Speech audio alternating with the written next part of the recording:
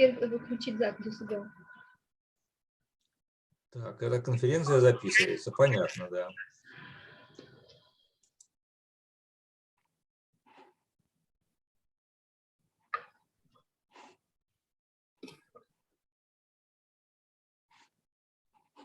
Включилась у вас? Да, запись включилась, да. Угу. Так, ну все, мы начинаем. Так, мы продолжаем нашу сессию по береговому планированию в Береговом университете, который завершает цикл лекций, созданный совместно с коалицией «Чистая Балтика» и общественным объединением Waterfront Safe. Почему сейчас о прибрежных объектах культурного наследия расскажет Александр Браво в контексте курортного района Санкт-Петербурга и южного берега Финского залива. Почему мы попросили Александра рассказать именно о береговых объектах культурного наследия? Поскольку наш университет посвящен именно эти 3 сессии береговому планированию, комплексному управлению береговыми зонами, в которых объекты культурного наследия, так же как туризм, водный туризм, наряду с другими активностями береговыми и водными, входят в, собственно, береговое планирование, поэтому тема состояния объектов культурного наследия показалась нам насущной и требующей отражения. Собственно, я передаю слово Александру, вот, и, собственно, известному краеведу, много лет занимающемуся объектами, деревянными объектами культурного наследия, и, собственно, вам слово, Александр. Спасибо. Добрый день. Меня зовут Александр Браво, и я представляю сайт Тереоки СПБ.ру.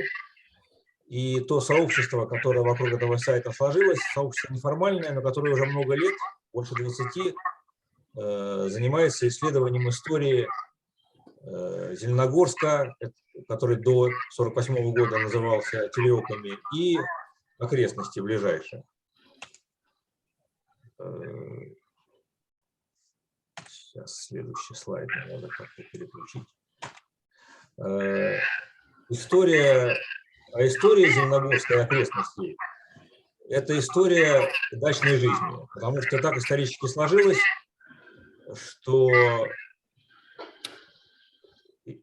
северный берег Финского залива всегда был местом отдыха жителей Петербурга, Ленинграда и снова Петербурга. Если очень с некоторой натяжкой можно сказать, что если на южном берегу отдыхали члены императорской фамилии и высшая аристократия, то на северном берегу отдыхал средний класс. Купцы, преподаватели, юристы, инженеры, врачи.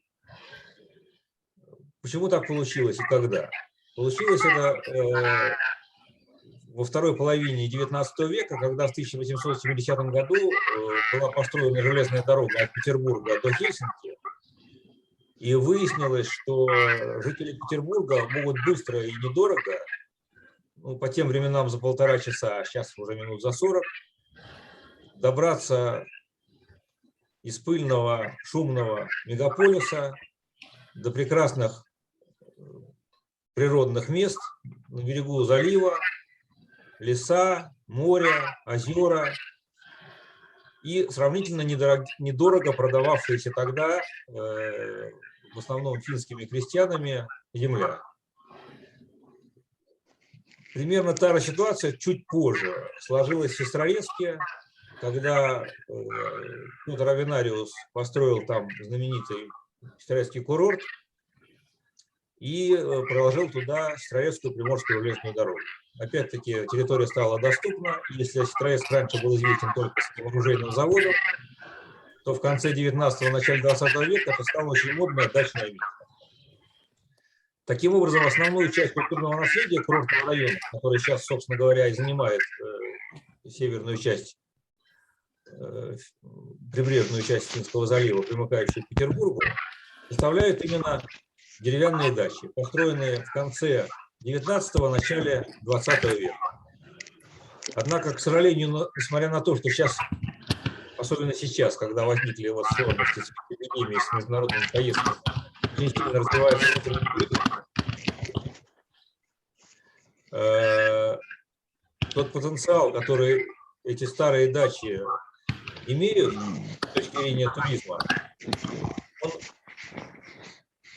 его очень трудно использовать, потому что большинство этих дач находится в угрожающем или даже критическом состоянии. Вот на этой карте, которая основана на официальной карте КГИОПа СПБ, это комитет, который занимается охраной памятников истории и культуры, показаны основные объекты культурного наследия, находящиеся на территории курортного района. Все объекты в небольшом выступлении охватить трудно, поэтому я остановлюсь только на тех, которые находятся в прибрежной зоне. То есть, подчеркиваю, речь идет о объектах, которые официально государством признаны памятниками или кандидатами в памятниками, так называемые выявленные объекты культурного наследия. Эти объекты, они распределены между населенными пунктами курортного района. Сестрорецк, Репино, Комарова, Зеленогорск, Пушково, Серово. Вот я постараюсь кратко охарактеризовать то состояние, в котором эти объекты находятся. Ну, по карте видно, что их можно условно разделить на три крупные категории. Это те объекты, которые можно признать находящимися в удовлетворительном состоянии, которые реконструированы. Они обозначены на карте зеленым цветом. Это объекты, которые находятся под угрозой, то есть в результате того, что они не эксплуатируются, длительное время не ремонтируются, их состояние вызывает большие опасения. И красным цветом обозначены те объекты, которые находятся в критическом аварийном состоянии, которые могут быть утеряны в любой момент. Начнем с Сестрорецка, который сам по себе представляет из себя очень интересный кластер объектов культурного наследия, где работали интересные архитекторы, где жили интересные люди. Первым двум дачам, о которых я остановлюсь, им повезло. Дача Кондратьевой на Парковой улице и дача Лихачева на той же улице, соседние дачи, они были выкуплены частным владельцем, это загородный клуб «Скандинавия», полностью перебраны, при этом частично использовались оригинальные материалы, из которых были изначально здания построены, и заново восстановлены с сохранением общего исторического облика здания. Поэтому эти дачи сейчас украшают берег Сестрорецка. По этим зданиям вопросов как бы у краеведов нет. Очень хорошо, что владелец привел их в соответствующее состояние. К сожалению, не все частные владельцы, которые приобретают объекты культурного наследия, поступают таким же образом. Мы, к примеру, примеры такого поведения приведем. Значит, вот эта дача Кондратьевой, это дача Лихачева в Сестрорецке. Совсем другая история складывается с находящимися рядом дачами Вицеля и Кана. Вот эта дача Вицеля, это, кстати, небольшое исключение из общего правила, это не деревянная постройка, а каменная. Тем не менее, ей все равно не повезло, потому что после того, как закончил работу детский оздоровительный лагерь, который в последнее время, в советское последнее время эту дачу занимал, дача оказалась никому не нужна, она не эксплуатируется, находится в заброшенном состоянии. Вы видите, что здесь очень интересные интерьеры.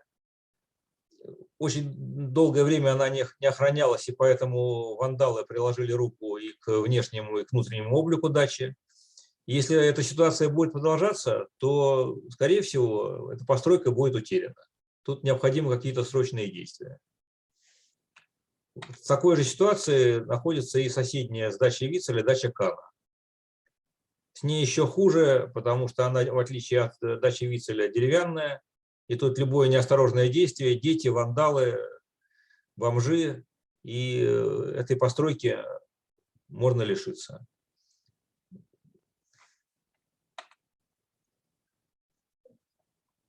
Очень интересная дача Важеевской на улице Андреева. Это вообще шедевр деревянной архитектуры.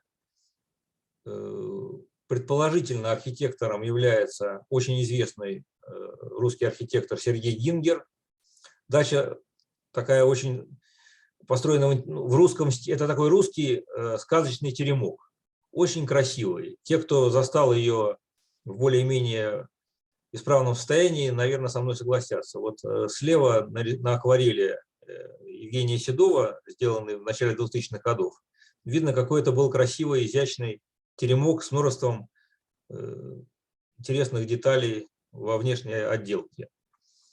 К сожалению, дача лет 20, наверное, никем не эксплуатировалась, долгое время не охранялась, так же, как и предыдущие дачи.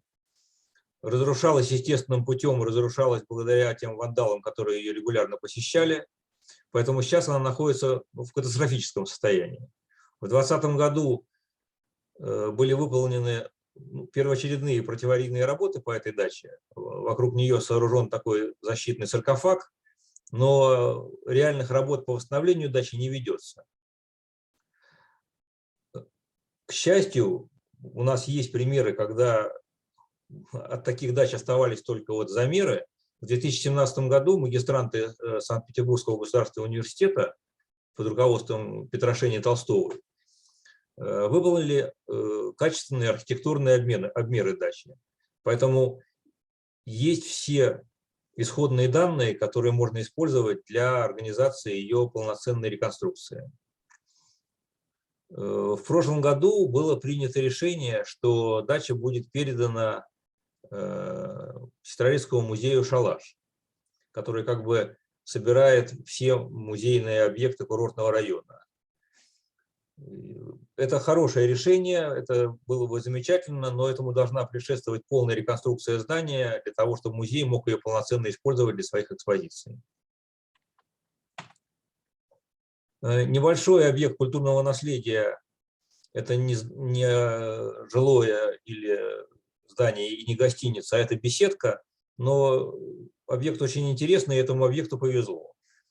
Это небольшая изящная беседка, находящаяся недалеко от железнодорожной станции «Курорт», куда прибывали все дачники, приезжавшие в эту дачную местность, и все они эту беседку видели.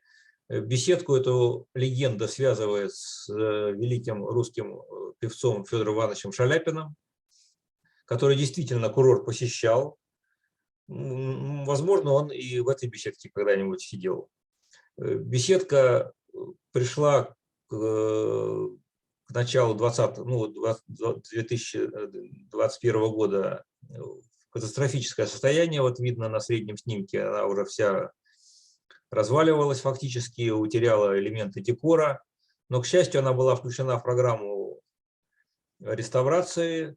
И ГИОПом вместе с музеем «Шалаш» была проведена полноценная реставрация. Результат вот на снимке справа. Сейчас этим объектом снова могут любоваться все отдыхающие Сестрорецкого курорта.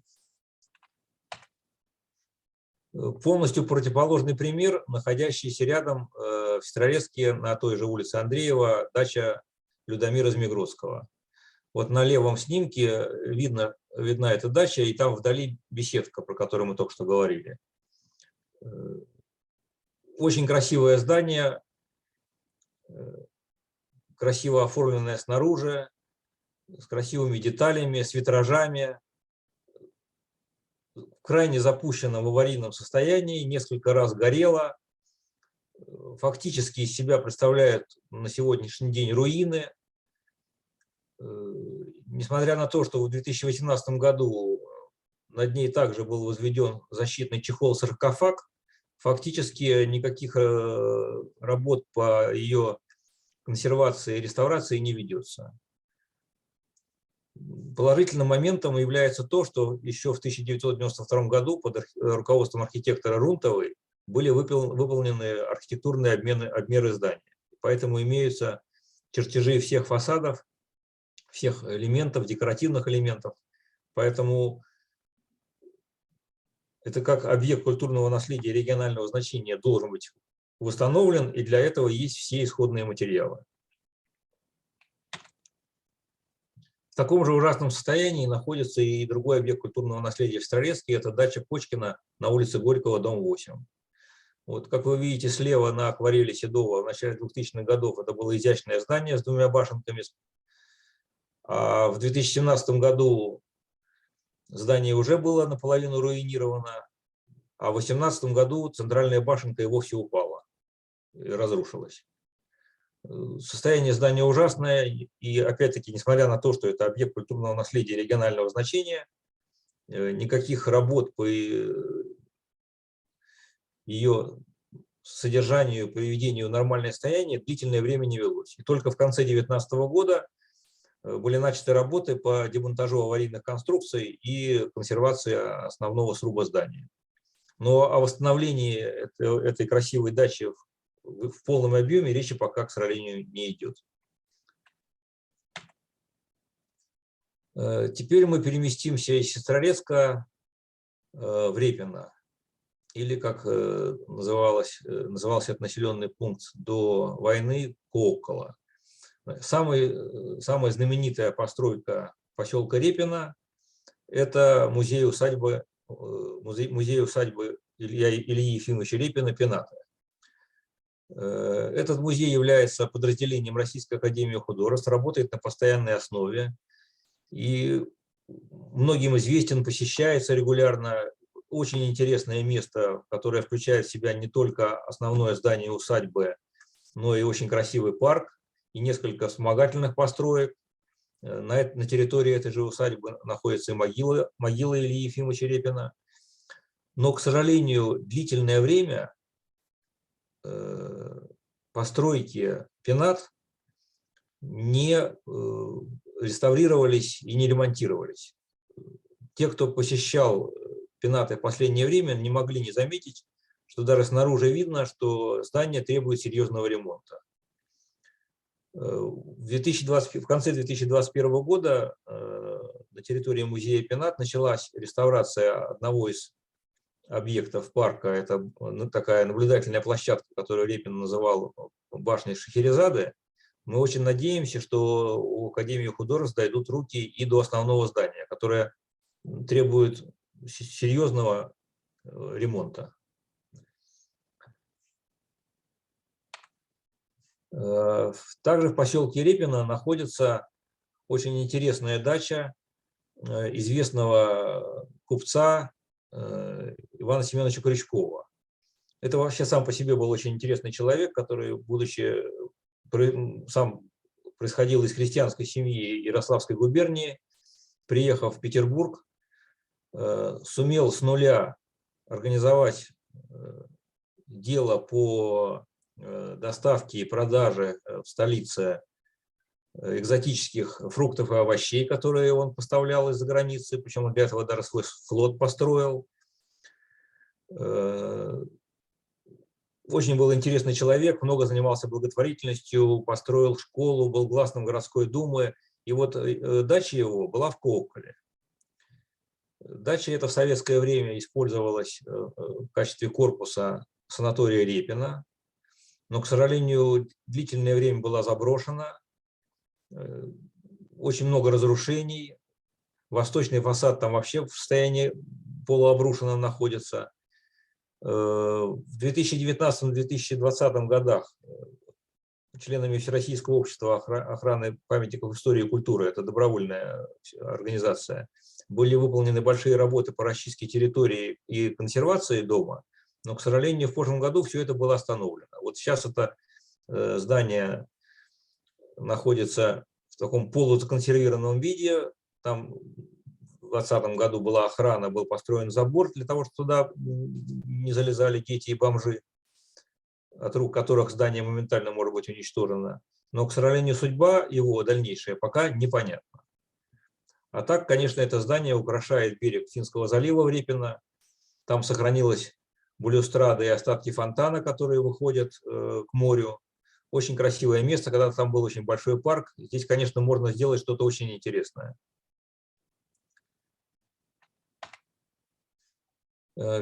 Переместимся теперь из Репино в следующий поселок. Это поселок Комарова, дачный поселок, который до 1948 года назывался Киломякия. Там было очень много очень интересных дачных построек. За последние 20 лет большая часть из них по разным причинам была утрачена. И вот это вот одна из построек, которая пока сохраняется в более-менее, ну, как живом состоянии, но тоже требующая срочных мер по ремонту и восстановлению. Это дача петербургского архитектора Габерцетеля, которая находится на углу Кавалерийской улицы и Приморского шоссе. Когда-то большинство деревянных дач, не только в Комарово, но и во всех вот поселках северного побережья Финского залива, использовались в качестве летних баз детских садов, в качестве санаторий, пансионатов, домов отдыха. К сожалению, в конце 90-х годов прошлого века ситуация изменилась. Большинство санаториев, домов отдыха были закрыты. Детские базы летние детских садов перестали функционировать. И получилось, что все эти здания остались в бесхозном состоянии. Некоторые просто брошенные. Этому зданию немножко повезло, там, по крайней мере, есть охрана. Очень интересное здание с точки зрения архитектуры. Это такая сказочная маленькая избушка, такая избушка Бабы-Яги. Вокруг нее можно, и в ней, и вокруг нее наверняка можно придумать интересные применения. Не обязательно ресторан. Ресторанов вдоль побережья уже вполне достаточно. Но очень бы хотелось, конечно, это здание сохранить. Подчеркиваю, это также объект культурного наследия регионального значения. Еще в 2000 году это здание было обмерено финскими студентами, которые приезжали тогда сюда на практику и сделали обмеры нескольких дач, в том числе и этой. И вот благодаря финским студентам университета Aalto мы имеем полный комплект архитектурных обмерных чертежей. Поэтому для проведения полноценных профессиональных реставрационных работ в принципе есть все исходные материалы.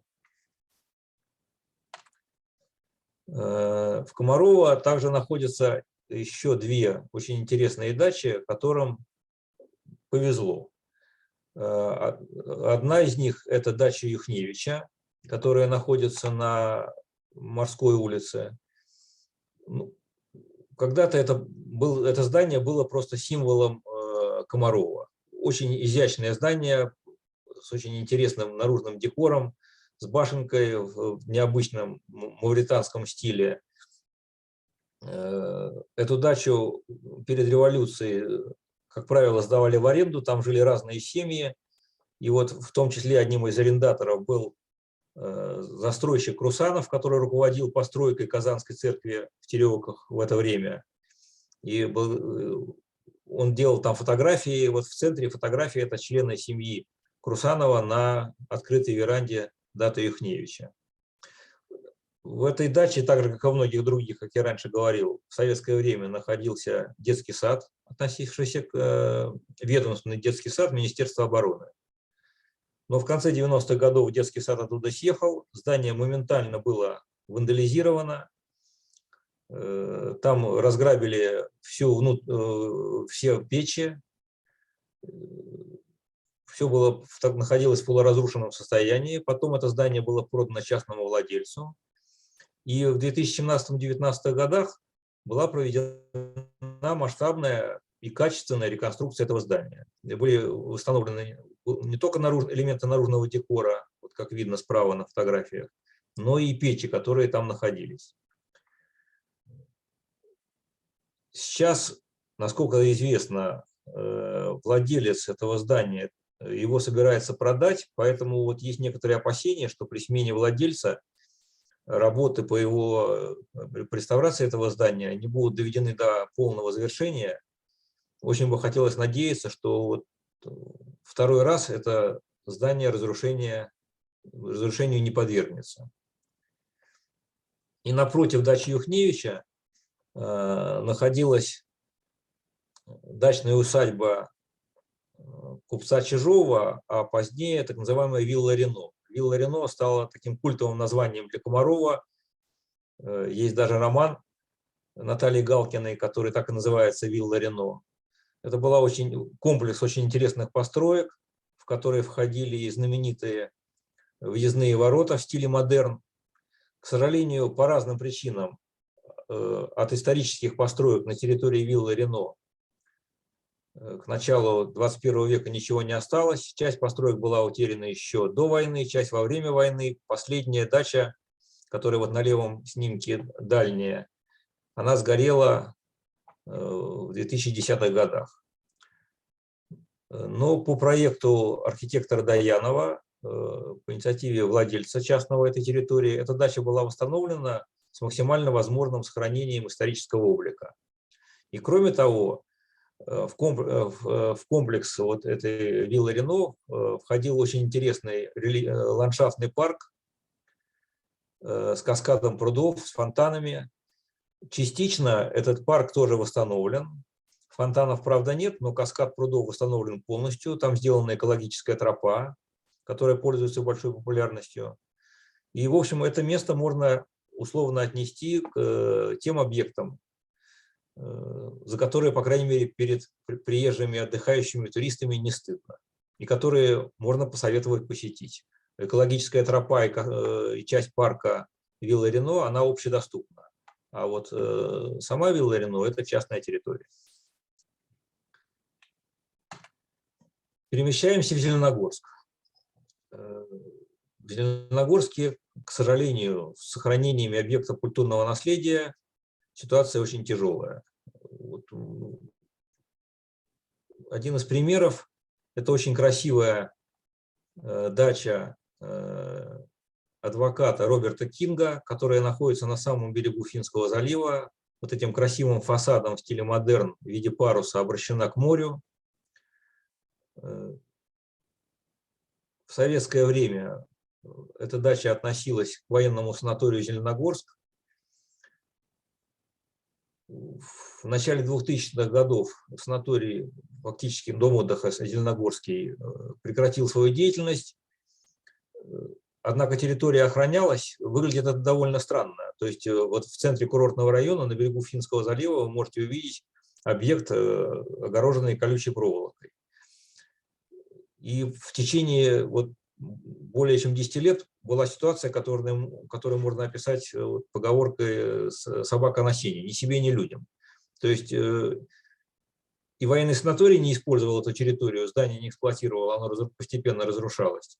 И другим организациям эта территория не передавалась и не была доступна для отдыхающих. Там красивейший парк, который с моря, с пляжа отдыхающие могли наблюдать через колючую проволоку. Ну, ситуация, на мой взгляд, совершенно ненормальная. На территории этого дома отдыха находилось 3 мраморных скульптуры. «Милый друг», «Похищение собинянок» и «Амур и Психея». Все эти скульптуры с территории дома отдыха исчезли. «Милый друг» исчез еще в конце 90-х годов, а в 2018 году пропали и 2 другие скульптуры. Значит, насколько я знаю, это именно кража, и сейчас ведется следствие, пытаются определить, куда эти скульптуры делись. Очень бы хотелось, чтобы эта территория, сам парк и вот эта дача, и соседняя дача Кирхнера, о которой будет речь дальше, сохранились. В прошлом году был городом заключен инвестиционный контракт, по которому компания, которую связываю с группой компаний «Гинза», берется за организацию на этой территории большого рекреационного комплекса. Учитывая, что у компании «Гинза», в общем, хорошая репутация в нашем районе, они проделали большую работу по приведению в порядок бывшей дачи Вырубовой, в которой сейчас находится ресторан, популярный ресторан «Наша дача», все очень надеются, что и к этой территории Гинза проявит профессиональный подход, сохранит исторические постройки и сделает эту территорию доступной для отдыхающих. Вот, чтобы было понятно, насколько это красивое место, вот небольшое видео.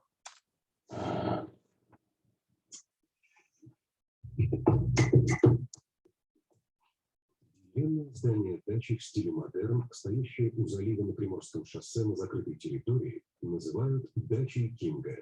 Дом, построенный в конце XIX века, был частью усадебного комплекса и принадлежал поэту и общественному деятелю Нико Уотенину. В начале XX века участок купила семья нотариуса и присяжного поверенного Роберта Кинга. Вокруг дачи были установлены несколько мраморных скульптур XIX века скульптора Джованни Бенцони.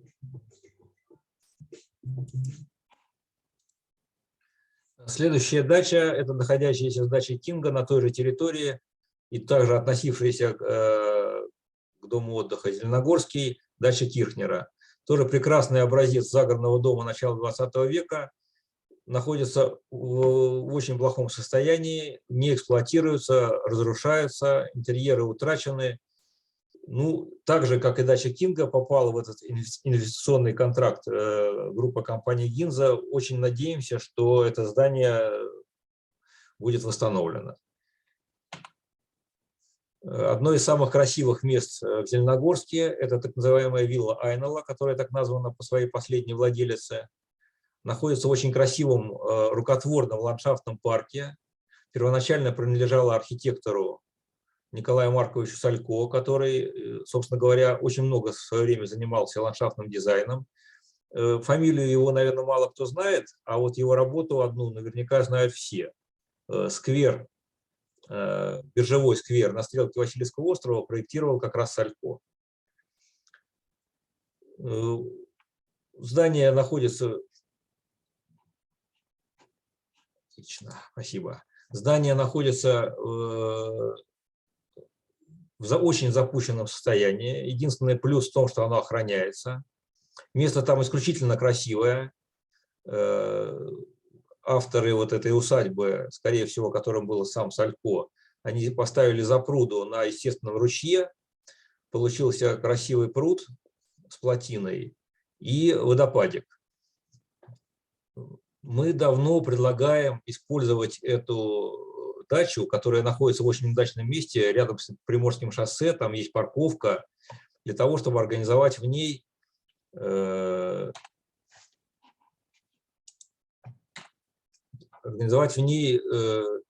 культурно-информационный центр Зеленогорска, который могли бы посещать гости нашего города, которые здесь могли бы познакомиться с историей города, получить здесь необходимые информационные материалы, перекусить. Здесь можно было бы организовать небольшой конференц-зал. Для этого площадей вполне достаточно. В 2016 году под руководством Ольги Борисовны Ушаковой студентами СПб ГАСУ был выполнен проект реставрации этой виллы.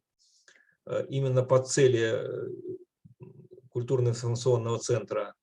Но пока, кроме разговоров среди местных жителей, краеведов, энтузиастов, дальше дело не идет. Эта информация доведена до представителей властей, но каких-то конкретных действий, к сожалению, не предпринимается. А делать что-то надо, потому что дача постепенно просто разваливается. Вот небольшое тоже видео. Кусочек покажу. Вот видно, что находится рядом шоссе, доступ сюда очень удобный. Любой въезжающий в Зеленогорск мог бы легко это здание посетить.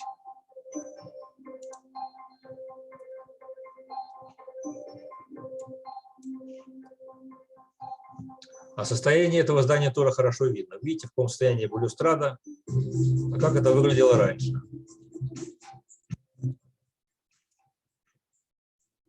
Это вот маленький водопадик, который вытекает из этого искусственного пруда.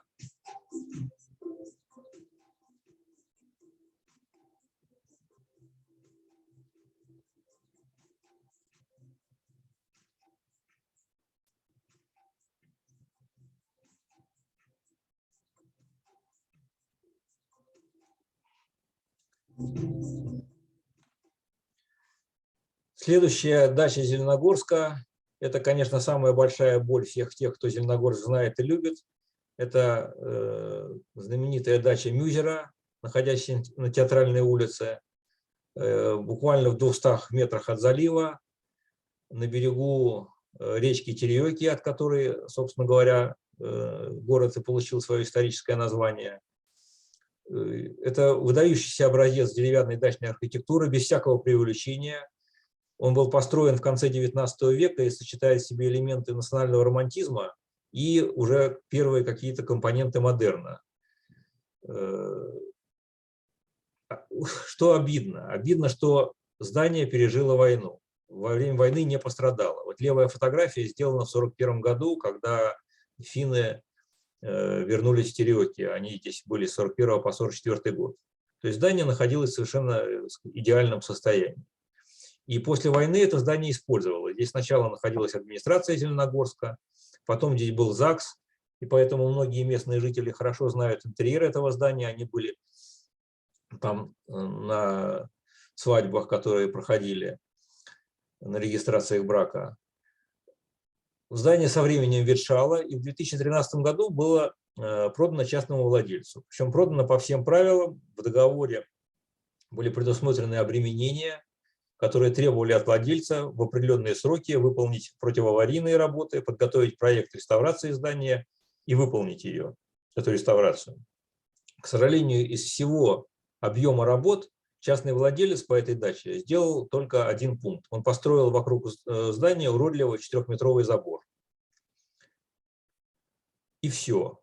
Никаких работ ни по консервации, ни противоаварийных, ни тем более каких-то проектов реставрации и собственной реставрации не приводилось. И здание медленно, но верно разрушается. Фактически на сегодняшний день внутренняя часть здания уже обрушена. Что особенно обидно, внутри здания находится уникальный комплекс из 6 печей и каминов производства Роколневского гончарного завода. Значит, по заключению профессионалов, такого рода каминов мы не можем найти нигде, фактически на территории Российской Федерации. То есть ни Эрмитаж, ни, скажем, Выборгский замок не располагает такой фактически музейной коллекцией печей и каминов. Вот вы видите слева, причем все они разные. Слева печь с панно, раскрашенными кобальтом. Посередине огромный камин с ланскнехтами в центральном зале этой дачи, где в свое время как раз проводились все торжественные церемонии, когда это был ЗАГС. Справа еще одна печь очень интересная. И еще 3 печи, я просто не буду за недостатком времени на всех подробностях останавливаться. Понятно, что не только само здание практически сейчас находится в разрушенном состоянии, но и все печи, которые находятся внутри, также подвергаются опасности разрушения. Единственное, на чем сейчас фактически здание держится, это на защитных сооружениях, которые ГИОПом в 2012 году были построены вокруг этих печей, что, собственно, сами печи и спасает. Несмотря на эти защитные меры, одна из печей сильно пострадала при обрушении балок потолка этого здания. Значит, кому только и кто только по поводу этой дачи не писали. Писали в прокуратуру, писали мы, краеведы, писали депутаты ЗАГСа. Никаких фактических последствий вся эта переписка не имела. Вот из приводимых здесь документов видно, что единственным наказанием для владельца, фактически исполненным по отношению к нему, был смехотворный штраф в размере 5000 рублей. При том, что понятно, что только земля на этой территории стоит миллионы за сотку. Я уже не говорю о ценности самого памятника. Наше предложение о том, что нужно инициировать из-за невыполнения условий договора его разрыв и передачу здания другому владельцу, ГИОП отверг.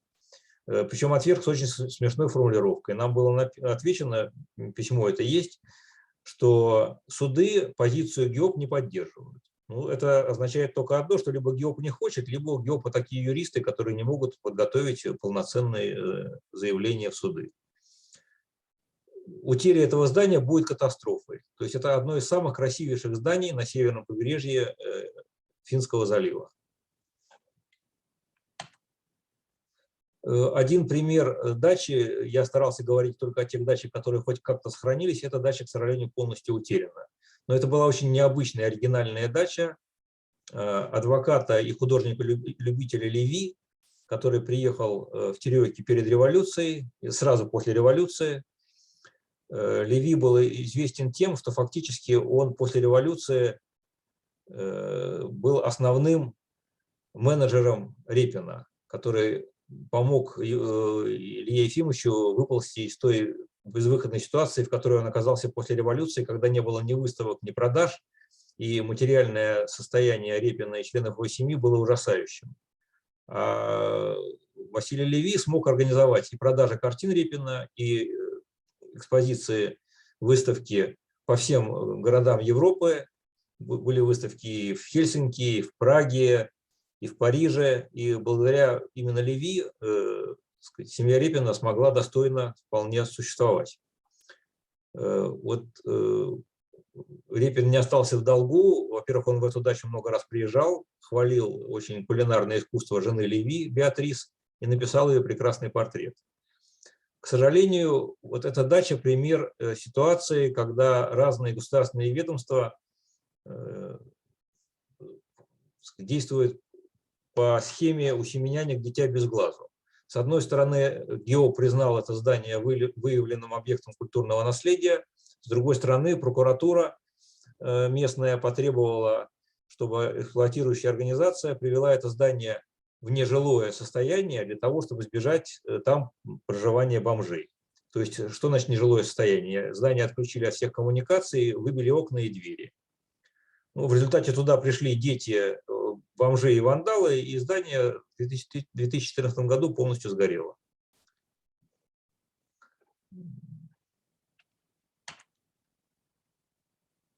Еще одна дача в Зеленогорске, которая условно находится в таком желтом статусе под угрозой.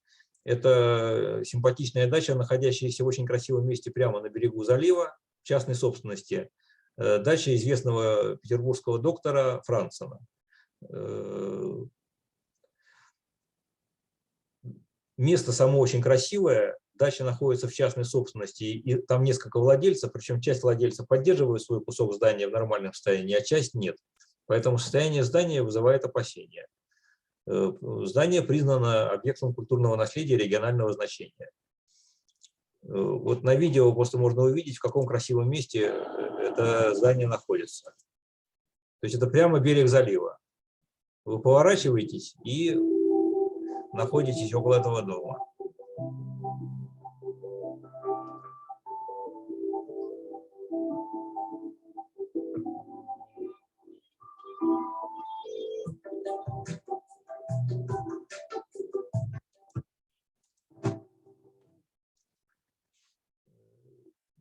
Последнее здание в черте Зеленогорска, о котором я хочу сказать, это знаменитая среди историков и краеведов дача, которую до того, как мы смогли определить его владельца, называли дачей в стиле модерн. Нам удалось выяснить, что дача эта принадлежала и, вероятнее всего, была построена по собственному проекту известному петербургскому архитектору Федору Лумбергу. Постройка Лумберга в Петербурге на Перекупном переулке, его собственный доходный дом, это такой один из символов петербургского модерна. Здание относилось к санаторию, пансионату «Северная ривьера». В этом здании жили сотрудники пансионата. Однако в последнее время «Северная ривьера» потихоньку свои владения распродает, и судьба этого здания вызывает большие опасения.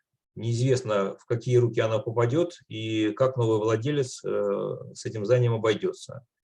Как вы видели из предыдущих примеров, есть варианты, как в Сестрорецке, когда загородный клуб «Скандинавия» к объектам культурного наследия отнесся с уважением и их сохранил. А есть и противоположные варианты, как сдача Мюзера, когда новый владелец фактически делает все, чтобы дача развалилась, видимо, с одной единственной целью, для того, чтобы на этом месте построить что-то новое. Очень бы хотелось надеяться, что с дачей Лумберга это не произойдет. Так, попробую очень коротко, осталось у нас 3 постройки. Это очень интересная постройка, которая территориально относится уже к поселку Ушково, бывший поселок Тюресеве, находится на границе Зеленогорска и Ушкова, в старом парке, в котором сохранились 200-летние деревья, с очень интересными владельцами, про которые можно очень долго рассказывать. Я, наверное, не буду сейчас в это дело углубляться, но тут от государственного обвинителя по делу Александра Ульянова до министра внутренних дел, министра юстиции Финляндии. Так же, как и многие дачи, это в советское время был детский сад. Детский сад отсюда съехал, дачи не эксплуатируются, не используются и постепенно разрушаются. Состояние у нее аварийное, может быть утрачено в любой момент. Следующая дача в поселке Ушково – это усадьба, дачная усадьба известного юриста фон Дорна.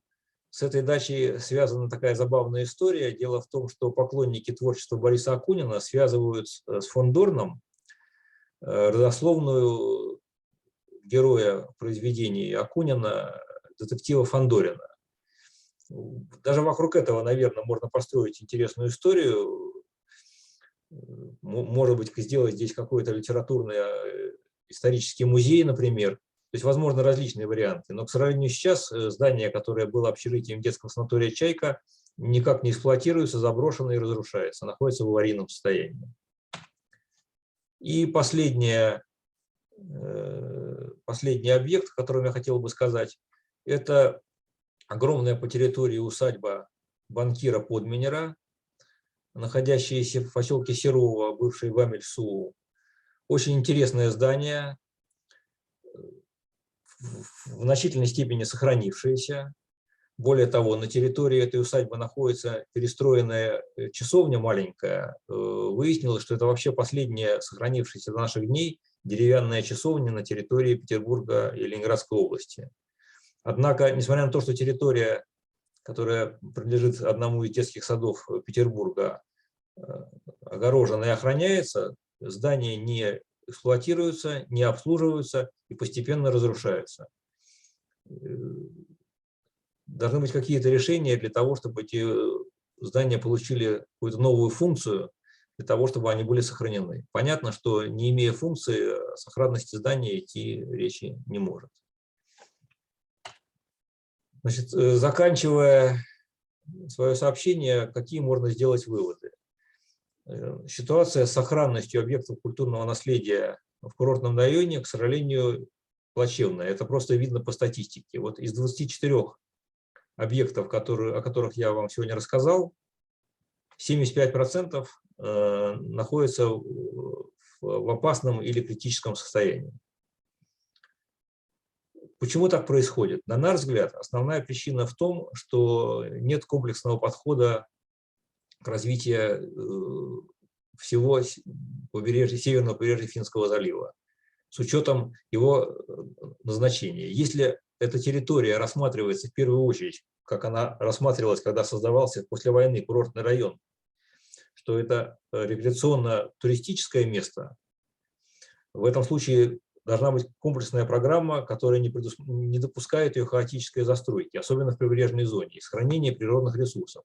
Если же государство рассматривает курортный район как еще один спальный район Петербурга, тогда мы будем иметь соответствующие результаты с потерей и объектов культурного наследия, и природных ресурсов. И хаотическая застройка этого региона приведет к тому, что все особенности этого региона, которые позволяют жителям Петербурга в течение часа добраться до мест, где можно отдохнуть на природе, вот эта территория будет просто утеряна. И третий момент, это вот, о котором я говорил, о принципе у семи нянек дитя без глазу, необходимо, конечно, повысить ответственность государственных органов и координацию их работы за те объекты, за которые они отвечают. То есть не должно быть так, чтобы действия разных государственных органов тащили в разные стороны. Одни сохраняют, другие разрушают. Должны быть согласованные действия, нацеленные на выполнение той комплексной программы развития рекреационно-туристического кластера, который мог бы быть создан в курортном районе. У меня все. Большое спасибо за внимание.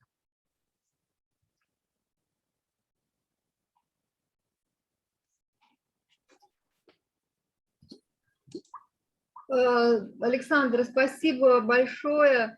Собственно, у нас есть несколько минут на вопрос. И вот я вижу, у нас собрались заинтересованные девушки. Вот, поэтому могу, кто хочет, могу дать слово для вопросов.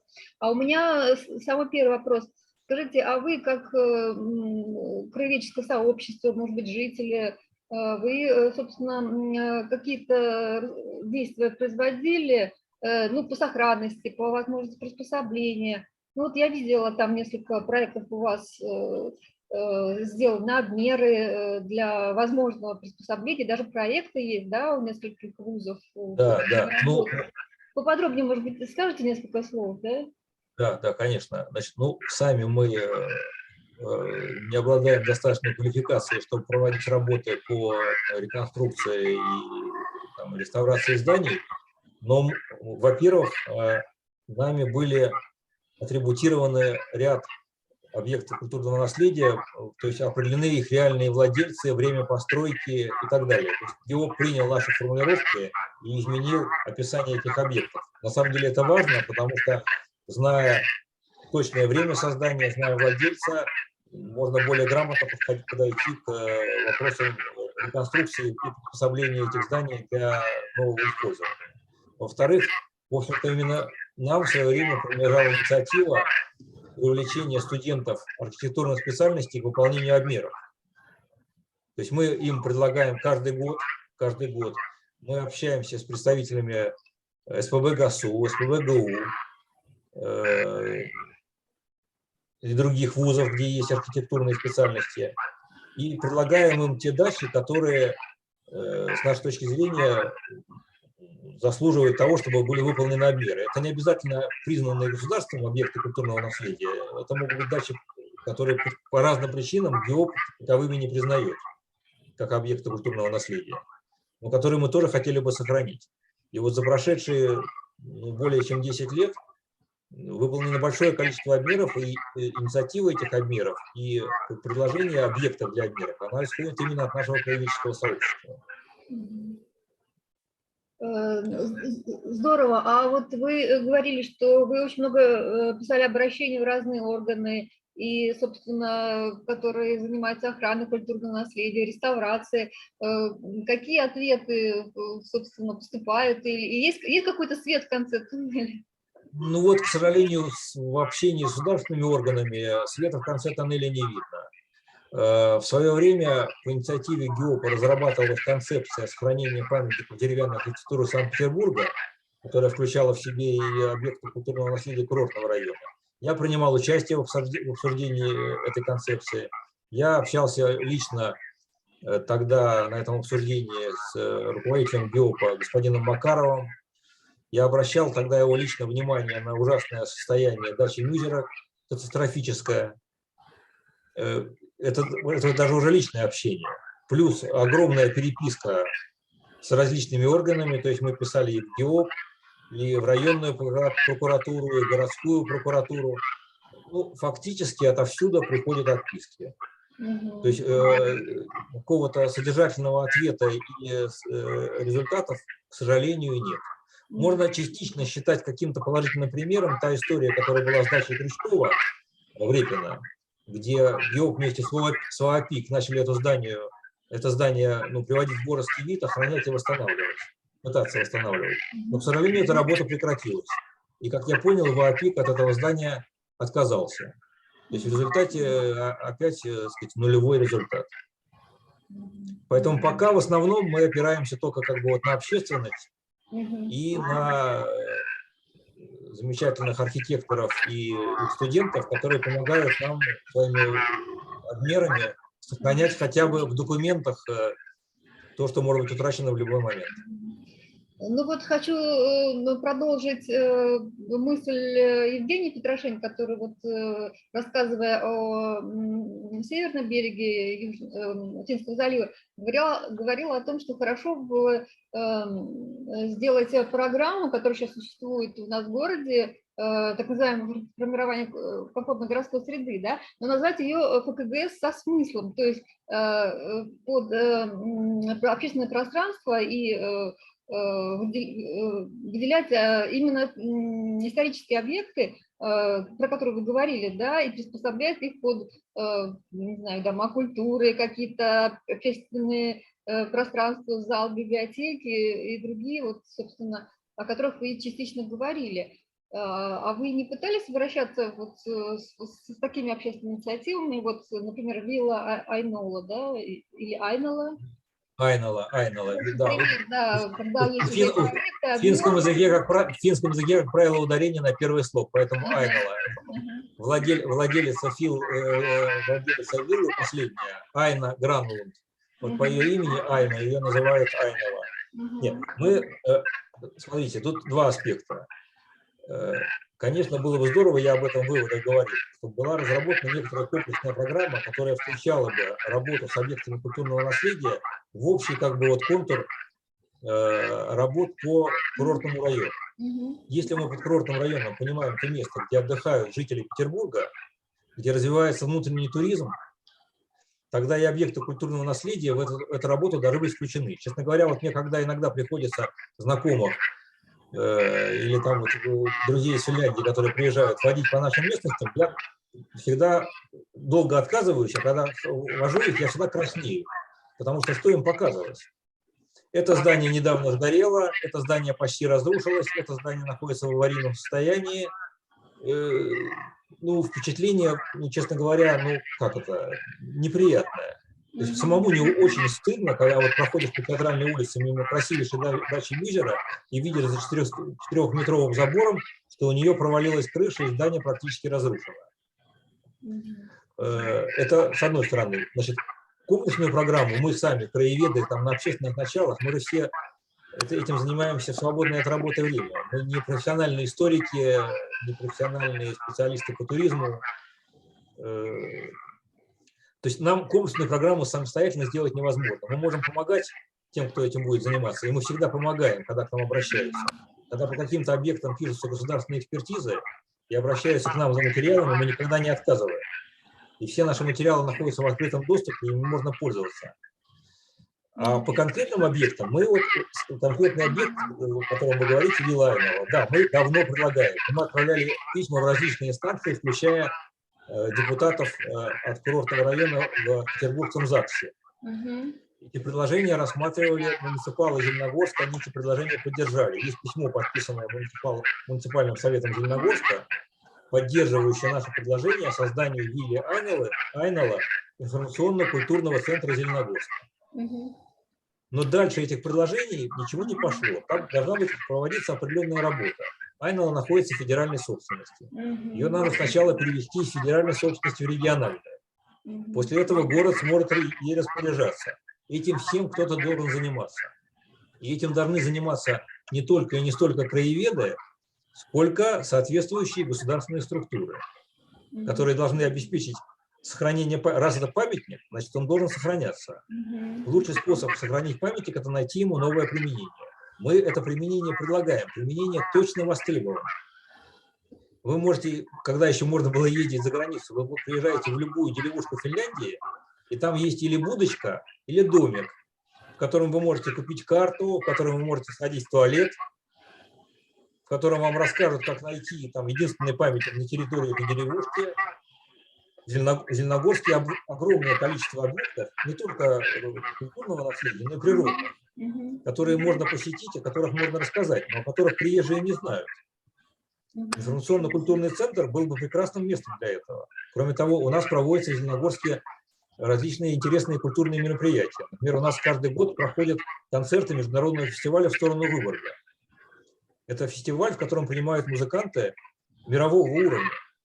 Его художественный руководитель Алексей Гариболь, это пианист известный. С большим именем. А нормального зала-то нет в Зеленогорске. Концерты фестиваля происходят в концертном зале музыкальной школы. В музыкальной школе огромное спасибо. Там неплохой концертный зал, но это концертный зал, ну, именно музыкальной школы. Он не рассчитан на большие мероприятия. Было бы замечательно, если бы в Зеленогорске появились другие места, где можно было проводить, скажем, какие-то камерные концерты. Вилла Айнелла для этого вполне подходит. Там одно крыло вполне может быть оформлено в виде конференц-концертного зала, в котором могли бы проводиться подобные мероприятия. И Алексей Гариболь заранее сказал, что он с удовольствием там выступит. Но это должно быть подготовлено. Невозможно выступать в руинах. Да, Айнелла очень красавица, конечно. Там был, тем более, что сейчас как раз в Зеленогорском районе у вас идет какой-то масштабный проект по реконструкции в рамках парка каких-то. Ну, там сейчас, там сейчас в основном занимаются пляжами. Нет, и не всегда... это какой-то концертный зал, что ли, у вас? Концертный зал в Зеленогорске собирается построить концертный зал последние 20 лет. Дело в том, что после того, как здание Кирхи было возвращено верующим, а раньше в этом здании находился кинотеатр, в Зеленогорске кинотеатра нет. И ближайший кинотеатр находится в Сестрорецке. Поэтому было принято решение, что должен быть киноконцертный зал. И вроде даже место уже выбрано было в парке, но, к сожалению, эта работа вот 20 лет находится на низком старте. А как вы считаете, если вот, собственно, мы бы объединились и сделали коллективное письмо по крайней мере, вот по вилле Айнелле, по вопросу приспособления вот этого здания, подопечные нужды, да, и одновременно реставрацию? Я за любые, за любые совместные действия, которые могли бы помочь эту виллу сохранить и дать ей новую жизнь. Поэтому с любыми организациями, которые в этой области работают, мы готовы кооперироваться и писать письма. Нет вопросов. Здорово. Вот у нас сегодня присутствуют представители СМИ. Я думаю, что они услышат этот призыв, да, и, собственно... Я хотела спросить по поводу проекта в вилле Айнелла. Вот я, честно говоря, не слышала, мне очень понравилась идея. А знают ли об этой идее какие-то, может быть, градозащитные организации типа «Живого города»? Я знаю, что в Зеленогорске теперь, например, живет Тоня Елисеева, это достаточно известная активистка «Живого города». Может, они как-то поддержали бы, знакомы, да? Да, я знаком с Антониной Елисеевой. Насколько я помню, мы эту тему с ними обсуждали.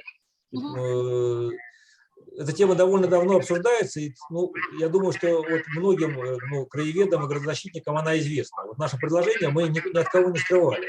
Мы когда выступаем на каких-то мероприятиях, мы об этом всегда рассказываем, потому что у нас как бы нет другой аудитории. И еще раз повторю, что и мы официальные письма передавали. То есть мы передавали письмо с этим предложением в отдел культуры курортного района. Мы передавали письмо в ЗАГС Петербургский с просьбой депутатов поддержать это предложение. Это Вайнер и Ходосок, да? Они что-то сделали вот реально, чтобы поддержать? Нет, к сожалению, ничего нет. Мы передавали Ваймеру, Ходоску и Голдунову, как бывшему руководителю Зеленогорска. Единственный ответ был как раз от Юрия Николаевича Голдунова, который сказал, что он попытается какие-то работы подготовительные провести, но, к сожалению, пока никакого реального действия нет. Может быть, попробовать теперь еще к Бельскому обратиться с этой инициативой? Может быть, он как-то активнее поддержит, чем Ваймер с Ходоском? Тем более он ваш из Сестрорецкий, да? Может быть. Коллеги, я готов к любым вариантам. Я не очень большой специалист по организационной работе в этой части. Если будут предложения, я готов в них участвовать. Просто мне кажется, идея действительно хорошая, и вряд ли найдется кто-то, кто будет против такой идеи. Да, вряд ли она вызовет какие-то споры. Мне кажется, деньги-то по идее могли бы найти при желании, потому что много денег выдают вот на строительство там ДДЮ-то, на благоустройство пляжей, то есть деньги-то в принципе есть. Анна, полностью с вами согласен. Не знаю, почему эта идея пока не находит поддержки у властей. Девушки, вот тут у нас у Анны, собственно, в чате вопрос. Может быть, Анна включит микрофон, сама задаст? Да, просто фонит звук. Добрый день, спасибо большое. Я хотела спросить, есть ли возможность использовать какие-то из сохранившихся дач Сестрорецка вместо того ДК, против которого протестуют жители, поскольку он строится в сквере, Да, ну, да. пытается быть построенным? Ну, так, Анна, скажем так, я как бы не лучший специалист по Сестрорецку, особенно по текущим вопросам. Я знаю эту историю с Домом культуры, против строительства которого выступают местные жители. Сходу я вам не отвечу. Я знаю, что я говорил, что, например, дача Важеевской предполагается передать ее музею «Шалаш». То есть она как раз предполагается для передачи для современного использования. Что там будет делать музей, я не знаю, но, наверное, у музея там большие фонды, они найдут, что там разместить, какие мероприятия там проводить. Можно ли какое-либо здание, сохранившееся, приспособить под Дом культуры, не знаю, надо смотреть. Это зависит не только от состояния здания, если реконструкцией будут заниматься, то его приведут в боровский вид, а это зависит от ну, как бы его расположения и от его объемов. Можно ли там разместить то, что хотели бы разместить власти в Доме культуры. На мой взгляд, вообще идея правильная. Может быть, Дом культуры, может быть, это просто как вот на ходу сейчас придумываю, может быть, его распределить там между 2-3 старыми дачами. И там детские кружки сделать в одной даче, а какие-то там фольклорные коллективы будут выступать в другой даче, а там танцами будут заниматься в третьей даче. Надо смотреть. Но детально сейчас я вам конкретно ничего не скажу. Да. Так, Я могу дать небольшой комментарий по Сестрорецку, наверное, как житель Сестрорецка. Да, там просто дело в том, что у властей именно амбиции, что они хотят, чтобы был большой концертный зал. Вот. Но мы тоже считаем, что многие функции пока не нашли места для нового большого здания, хотя мы предлагаем такие варианты. И в частности, вот вокзал в Сестрорецке, за вокзалом Сестрорецка, в начале улицы Коммунаров, там есть деревянный старый дом такой, ну, барачного типа, он уже горел, он не так интересен по архитектуре, да, там, с точки зрения красоты, и, в принципе, на его месте мы предлагали, но почему-то администрация нам отвечает, что там будет дом быта. Не знаю, насколько актуален в современном мире дом быта для Сестрорецка, вот так вот в одном месте. А что касается дачи, вот та же дача Важевская, к сожалению, вот я помню, об этом говорила глава администрации на отчете, что будет там музей, но опять же сказали, что финансирования нет, и когда это будет, неизвестно. Это существует, опять же, на уровне идеи, чтобы отдать это музею и что-то там сделать. И, судя по всему, этого может просто никогда не случиться, или случиться очень не скоро. А так у нас такая же ситуация, как в Зеленогорске, у нас очень много деревянных дач в Сестрорецке, в районе курорта. Там можно было бы сделать целый туристический кластер, в разных зданиях разместить какие-то разные функции, там лекторий, кафетерий, выставочный зал, может быть, действительно какие-то кружки. Но, к сожалению, у нас тоже там все плачевно, и мы вот буквально в прошлом году утратили там несколько зданий. Одно здание, которому КГО отказался дать статус ОКР, там был пожар, его сейчас жильцы, и, соответственно, оно будет ветшать, быстро приходить негодность. Ну и скандал с дачей Кривдиной, башня. Ну вот, в общем, так. Хорошо, Аня, спасибо за комментарий. У нас еще 2 вопроса, 2 руки я вижу. Евгения Иванова. Евгения, можете включить свой микрофон, и мне ваш вопрос озвучите тогда сами про деревянную архитектуру, я так понимаю, про реставрацию. Да, здравствуйте, спасибо большое. Вопрос такой, вы упоминали программу ГИО по сохранению объектов деревянного зодчества. Она сейчас заморожена, не знаете, что там по ней работы какие-то ведутся? Евгения, тут, значит, вопрос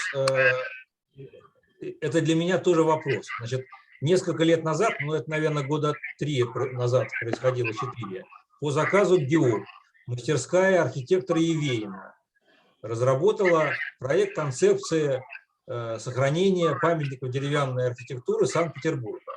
Эту концепцию обсуждали с общественностью, в том числе было заседание в ОАПИК, на котором был Евейн, разработчик этой концепции, были краеведы, были представители экспертного сообщества, архитекторы, был ГИО, был Макаров.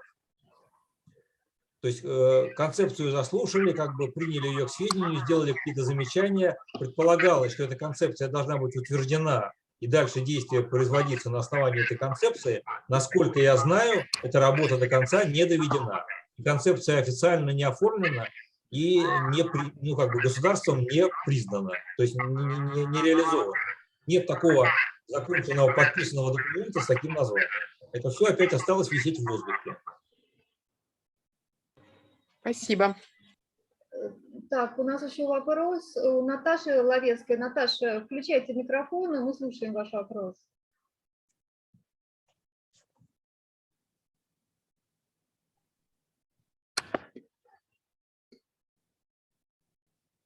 Наташа.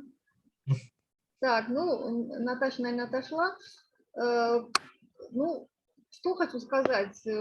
Вот у нас предложение, может быть, на следующей неделе составить, пока все это свежо, доклад Александра, вот, может быть, действительно составить какое-то коллективное обращение, вот, и хотя бы по береговым вот ОКН, о которых рассказал сегодня Александр, у которых есть шанс для приспособления, может быть, по ним написать какое-то коллективное обращение, собственно, не знаю, в наш ЗАГС, да, в наш комитет по гархозу, комиссию по гархозу, прошу прощения. Вот. Как вы смотрите, девушки, которые у нас активисты и журналисты в чате, напишите что-нибудь. А если есть что сказать, то можете звук включать и, собственно, как-то тоже сказать. Я могла бы инициировать запрос журналистов к ГИОП на Макарова. Они обязаны отвечать.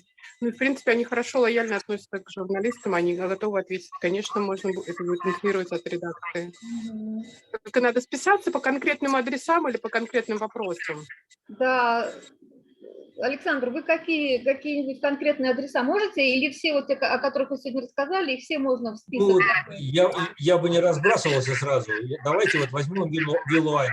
У меня по вилле Айнова подготовлены все материалы. Есть краткая историческая справка, рассчитанная на начальство, которая там всего на 2 страницах, и которую, так сказать, руководители в состоянии прочитать. Я могу вам эту информацию отправить. Да, давай. Историческая справка с предложениями. И на базе этого сделать какое-то письмо, а эту справку дать в качестве приложения. И вот ее пытаться пробивать. Потому что если мы сейчас возьмемся сразу за несколько объектов, я боюсь, что мы как бы не справимся. А если мы будем все коллективно долбить в одну точку, то, может, хотя бы одну виллу мы спасем.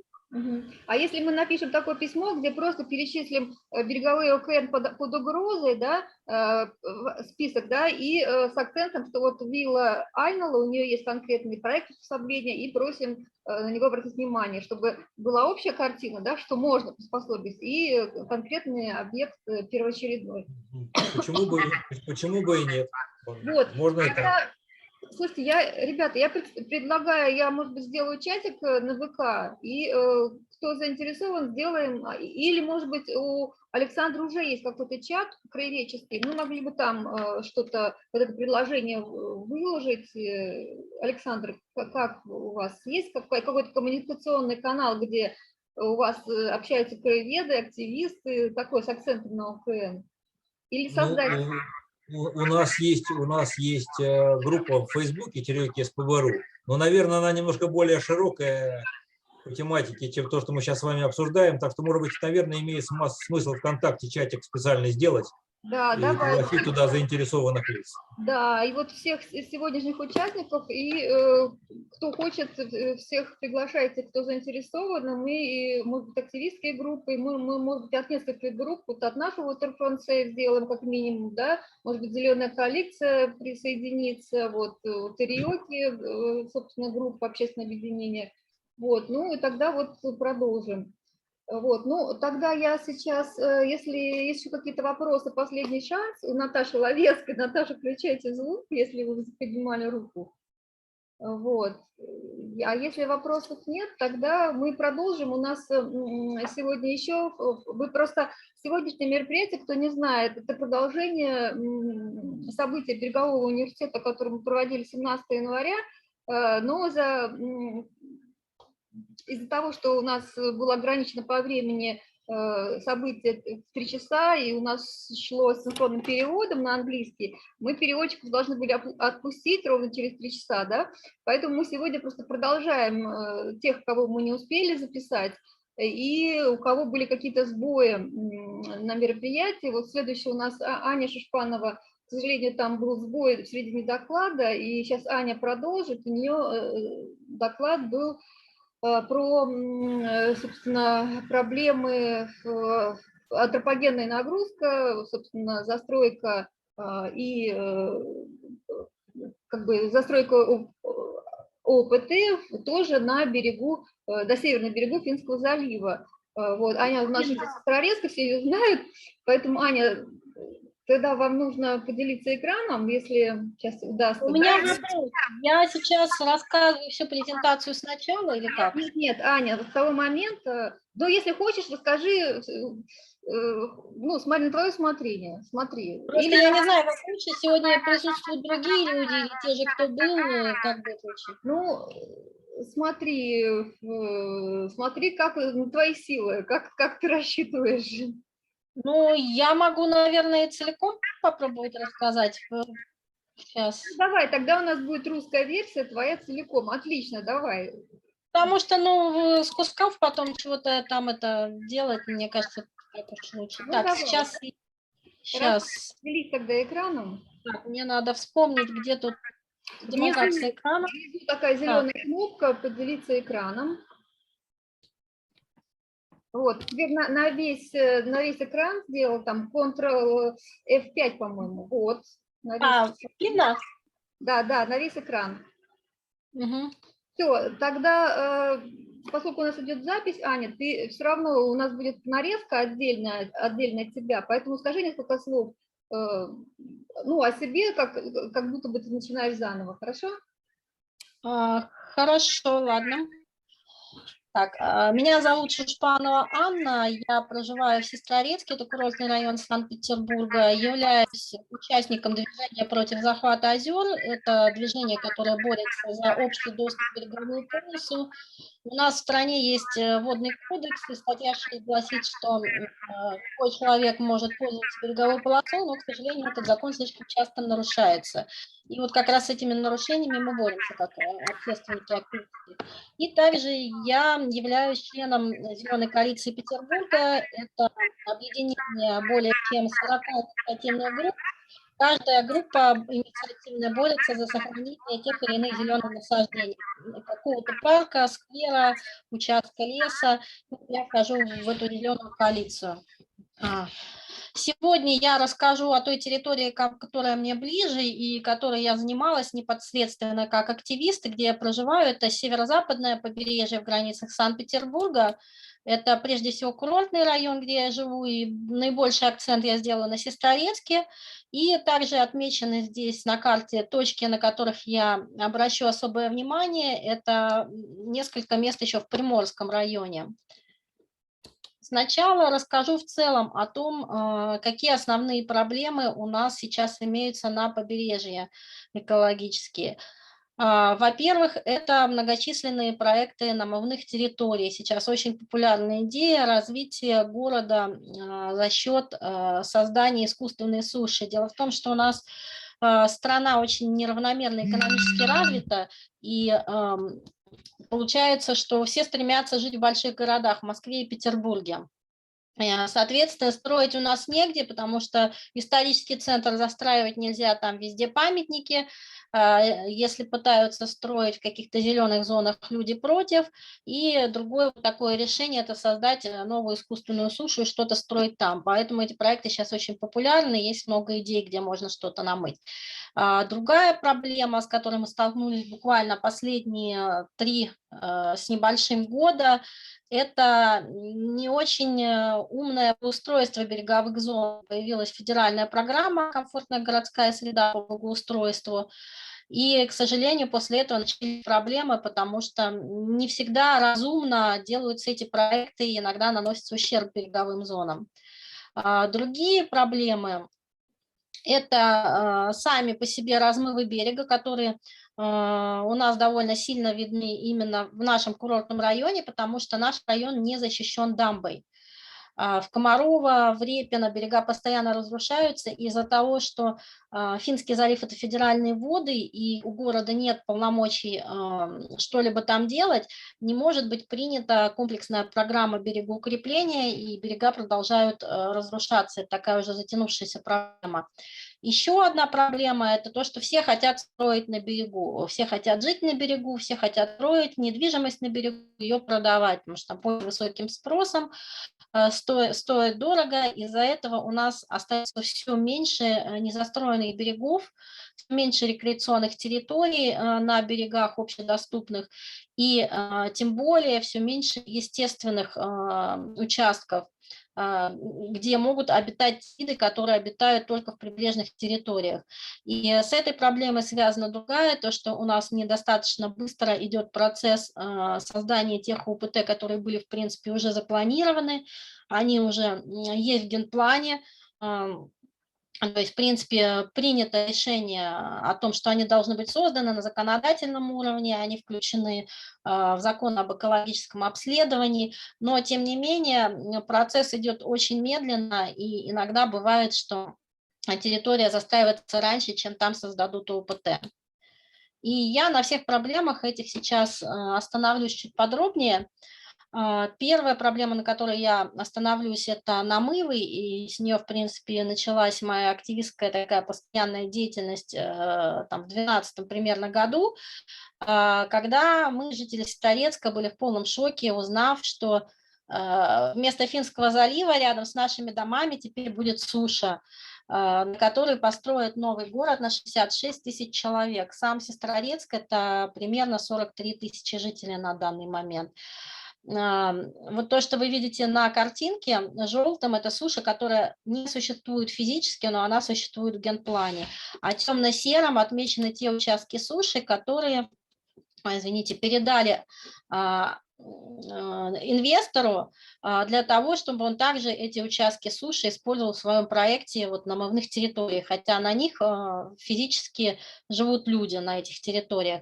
И еще одна проблема, связанная с этим, то, что вот эта территория, которая находится в аренде уже много лет, ее не могут обслуживать местные власти, не могут проводить там уборку, не могут проводить там благоустройство, и фактически жители этих улиц, они остались такими заложниками вот этого инвестора, который, с одной стороны, так и не реализовал свой проект, но территория у него в аренде, и как бы никто, третьи лица не могут там ничего делать. А не реализовал он, потому что жители выступили против, был митинг, была общественная экологическая экспертиза, были привлечены многие эксперты, ученые, которые высказали свое отрицательное мнение об этом проекте. И самое главное, через депутатов законодательного собрания удалось лишить проект статуса стратегического. Это значит, что он не получил финансирование из бюджета на коммуникации, на начальной стадии работ и стал не слишком выгоден для самого инвестора, поэтому проект как бы завис, он есть в генплане, он не отменен, договор с инвестором город не разорвал, по-прежнему территория в аренде, но он и не реализуется. Помимо этого проекта намывных территорий есть еще несколько идей, где что можно намыть. Сейчас уже приступили, насколько я слышала, к работам возле парка 300-летия, это Приморский район, там хотят создать несколько островов, якобы для занятия водными видами спорта. Все это, в общем-то, недалеко от башни «Газпрома», от Лахта-центра. Соответственно, вся прилегающая территория, она тоже как-то благоустраивается и видоизменяется в связи с этим. И пляж также сейчас будут благоустраивать вот в этом парке, и заодно намывают вот эти острова. И еще один проект, который пока что не существует в генплане, никак не отображен, это проект «Залив островов», тоже Ольгина, Лахта, то есть недалеко тоже от Лахта-центра. Есть идея тоже создать острова, которые потом застроить жильем, в принципе, то есть жилые кварталы и какая-то социальная инфраструктура. Но надеемся, что это не будет реализовано. Проект связывают с бизнесменом Пригожиным, которого в народе знают как повар Путина. И я хочу сказать, почему вот такая идея развития города это не очень хорошо. Дело в том, что комплекс защитных сооружений, которые защищают город от наводнений, он строился из расчета определенной площади акватории, определенной площади зеркала воды. И, соответственно, когда мы намываем территории, мы площадь зеркала воды уменьшаем. И получается, что когда будет какое-то довольно сильное экстремальное наводнение, дамба просто может не справиться со своими функциями, и исторический центр может пострадать. Мы, когда ходим по центру, мы иногда можем видеть на некоторых домах, я буквально позавчера проходила по Гороховой, и отметка вот мне реально по шее, у меня, правда, небольшой рост, 1,55 м, но, тем не менее, это может снова стать реальностью. Я, кстати, вот забыла упомянуть, потому что это за пределами Приморского курортного района, но тем не менее уже вот такой есть проект намыва на Васильевском острове, который в значительной мере уже осуществлен, там намыты большие территории, застроены домами, жители там тоже против этого борются, чтобы остановить этот проект, чтобы не намывали дальше. Но пока что не слишком успешно удается им останавливать эти намывные работы, так что уже площадь зеркала акватории, она сократилась из-за тех намывов, которые уже были сделаны. Поэтому, конечно, следовало бы сейчас остановиться. И другая проблема – это то, что после намывных работ в воде большое количество взвешенных частиц. Получается, что увеличивается мутность воды, эти взвешенные частицы, они переносят с собой загрязняющие вещества. Фактически Финский залив становится похож на такой мутный бульон, и в нем некомфортно заниматься теми же водными видами спорта или отдыхать, и гибнет рыба, то есть уменьшаются и биоресурсы. Причем вот эта взвесь, она может сохраняться в воде годами, и шлейф может наблюдаться за сотни километров от места намыва, и это уже было видно после намыва на Васильевском острове, такие последствия, и после создания самой дамбы. Поэтому, конечно, это достаточно большая проблема, вот именно вот эти намывы для нашего города. А другая тоже, в общем-то, имеющая те же корни, что и предыдущая, то, что все хотят жить в Петербурге, это застройка побережий. У нас дело в том, что побережье в большом количестве случаев имеет тот или иной охранный статус. Сам берег у нас это, как правило, зона охраняемого ландшафта, и дальше вглубь материка там часто рекреационные зоны, то есть те, которые не предназначены для застройки жильем. Они предназначены для отдыха, для рекреации. Там должны быть санатории, пионерлагеря и так далее. Но застройщики научились обходить это ограничение. Они по документам строят санатории, а по факту распродают номера как отдельные квартиры. Люди с удовольствием покупают себе такую дачу, потом либо живут в ней сами постоянно, либо приезжают на лето, либо многие инвестируют с тем, чтобы сдавать. У нас вот на картинке уже появилось несколько таких псевдосанаториев. В данном случае на месте пансионата «Дюны» построили апарт-отель «Светлый мир внутри», который рекламировался как парк здоровья, обещали жителям города общедоступные открытые теннисные корты, спортивные площадки, центры какие-то йоги, школа восточных единоборств и много-много всего, что это будет именно парк здоровья. По факту там сейчас закрытая территория, только жилые корпуса, то есть никакого лечебного корпуса, где можно было бы реально оздоравливаться, инвестор так до сих пор и не построил. И похожая ситуация произошла с знаменитым санаторием «Сестрорецкий курорт», где часть корпусов были снесены под видом реновации санатория, построили тоже по факту апарт-отели. И получается, что санаторий как санаторий сейчас функционирует в сильно урезанном виде, то есть по факту остался всего один корпус, который функционирует именно как такое лечебное заведение, и судьба его тоже так туманна. А почему важны вот именно прибрежные территории? Дело в том, что очень многие виды, они живут именно вот в этих прибрежных зонах, либо в отапливаемых зонах, либо на мелководьях. И получается, если мы видоизменяем эту территорию, меняем гидрологический режим, как-то благоустраиваем, то мы фактически уничтожаем эту среду обитания, а эти виды, они в других условиях не могут жить, их невозможно переселить, им некуда больше уйти, они могут жить только здесь. Соответственно, мы утрачиваем биоразнообразие. Вот на следующем слайде я просто хочу показать вот как раз еще раз светлый мир внутри, как было до строительства и как стало после. То есть здесь мы хорошо видим, что было уничтожено большое количество зеленых насаждений для строительства. И владельцев этих апартаментов, их даже не смущают некоторые издержки, территория подтапливаемая, и регулярно на стоянке рядом с комплексом тонут машины владельцев и гостей этого апарт-отеля, это было уже неоднократно, но все равно люди стремятся в таких местах приобретать себе так называемое, вернее, не так называемое, в общем, жилье, которое на самом деле не жилье, которое официально является нежилой недвижимостью. И вот следующая проблема, которая связана с предыдущей, извините, да, это вот как раз-таки медленные этапы создания ОПТ. На карте обведены красным те ОПТ, которые особо охраняемые природные территории, которые у нас в Санкт-Петербурге уже существуют.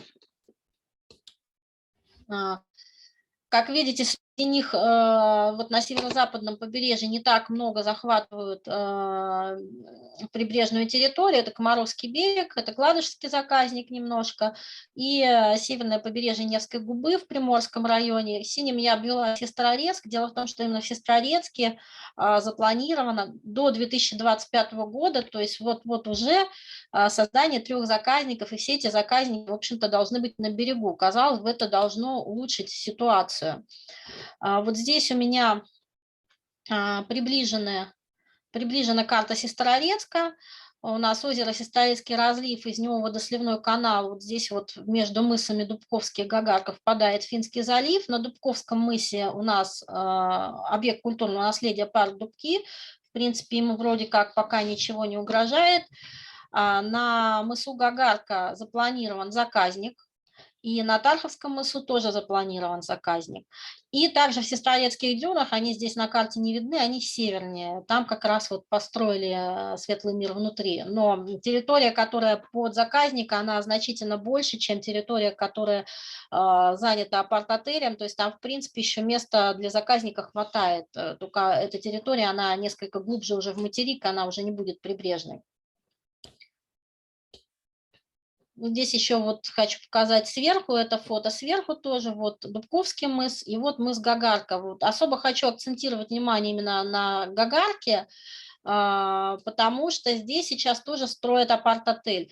Вот там, где рыбная база, вот здесь нарисована, вот рядом с ней сейчас уже вырубили деревья и, в принципе, могут в любой момент начать заливать фундамент, хотят построить здание на 700 юнитов, да, потому что это не квартира называется, а юниты или как-то иначе. Соответственно, понятно, что если там будет 700 семей проживать на этой территории, и у них будет 700 машин, шум от строительства, все это никак не может благотворно сказаться на прилегающей территории. Фактически территория этого будущего апарт-отеля окружена будущим заказником, и вряд ли краснокнижным видам такое соседство будет комфортно, то есть они могут быть просто утрачены. Здесь у меня показана вся территория, которая изначально проходила экологическое обследование, и гипотетически она вся могла войти в заказник. Ну вот здесь вот нарисовано там, где будет апарт-отель, да, то есть мы видим, что вот часть мыса, если будет занята апарт-отелем, сюда будут ездить машины. Что интересно, территория тоже затапливаемая, как у Светлого мира внутри. Это вот виды с мыса Гагарка, очень красивые на залив, на противоположный парк Дубки. И не очень мне понятно, как владельцы будут здесь жить, потому что, ну, все вот так красиво не будет выглядеть, это будет серьезно затапливаться каждую осень, начало зимы, когда у нас бывают очень сильные шторма.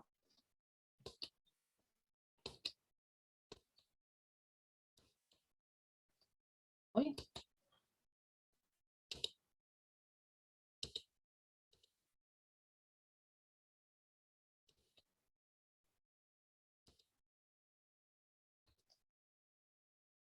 Ну, вот не знаю, нужно ли сейчас останавливаться на законе, вот, на зоне охраняемого ландшафта. Просто хотела тоже рассказать, но, наверное, Александр Браво затрагивал эту тему. Начала не слышала, к сожалению, у него.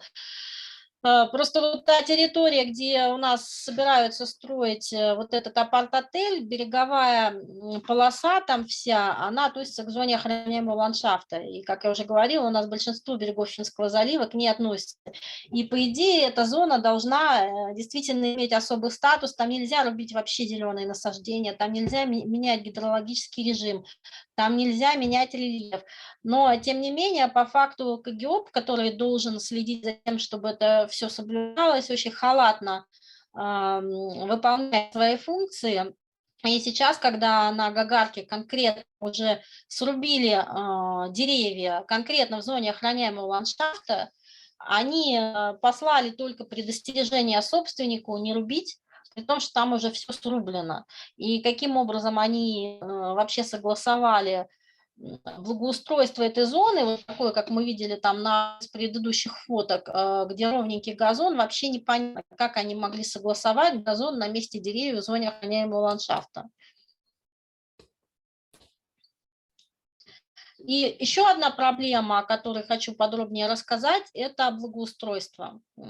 Такое, казалось бы, хорошее слово, от слова корень блага. Отрицательный пример, который мы, слава богу, имеем у нас практически еще в единственном экземпляре на наших северных берегах, это Лисий нос. Там был пляж «Морские дубки». Почему был? Потому что, ну, фактически сейчас там уже отдыхать невозможно после этого благоустройства. Заложили его плиткой, пляж отделили от Финского залива грядой камней, решив, что это у них будет такое берегоукрепление. Ну и после первого же шторма все это выглядело вот так. Почему? Потому что фактически любая твердая стенка, которая возникает на пути у волн, да, она наоборот усиливает разрушение берега, а не уменьшает. И это совершенно безграмотный подход к благоустройству и берегоукреплению, который дает, ну, совершенно обратный эффект.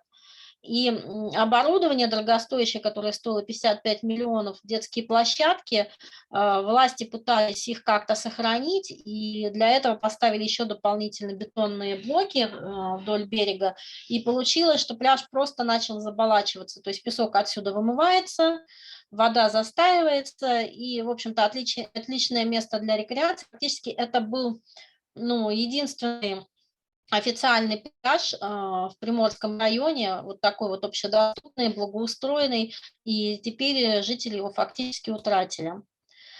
У нас в курортном районе в 2019 году должны были по той же программе формирования «Комфортная городская среда» благоустроить Дубковский пляж, ну то есть похоже очень название, не путать.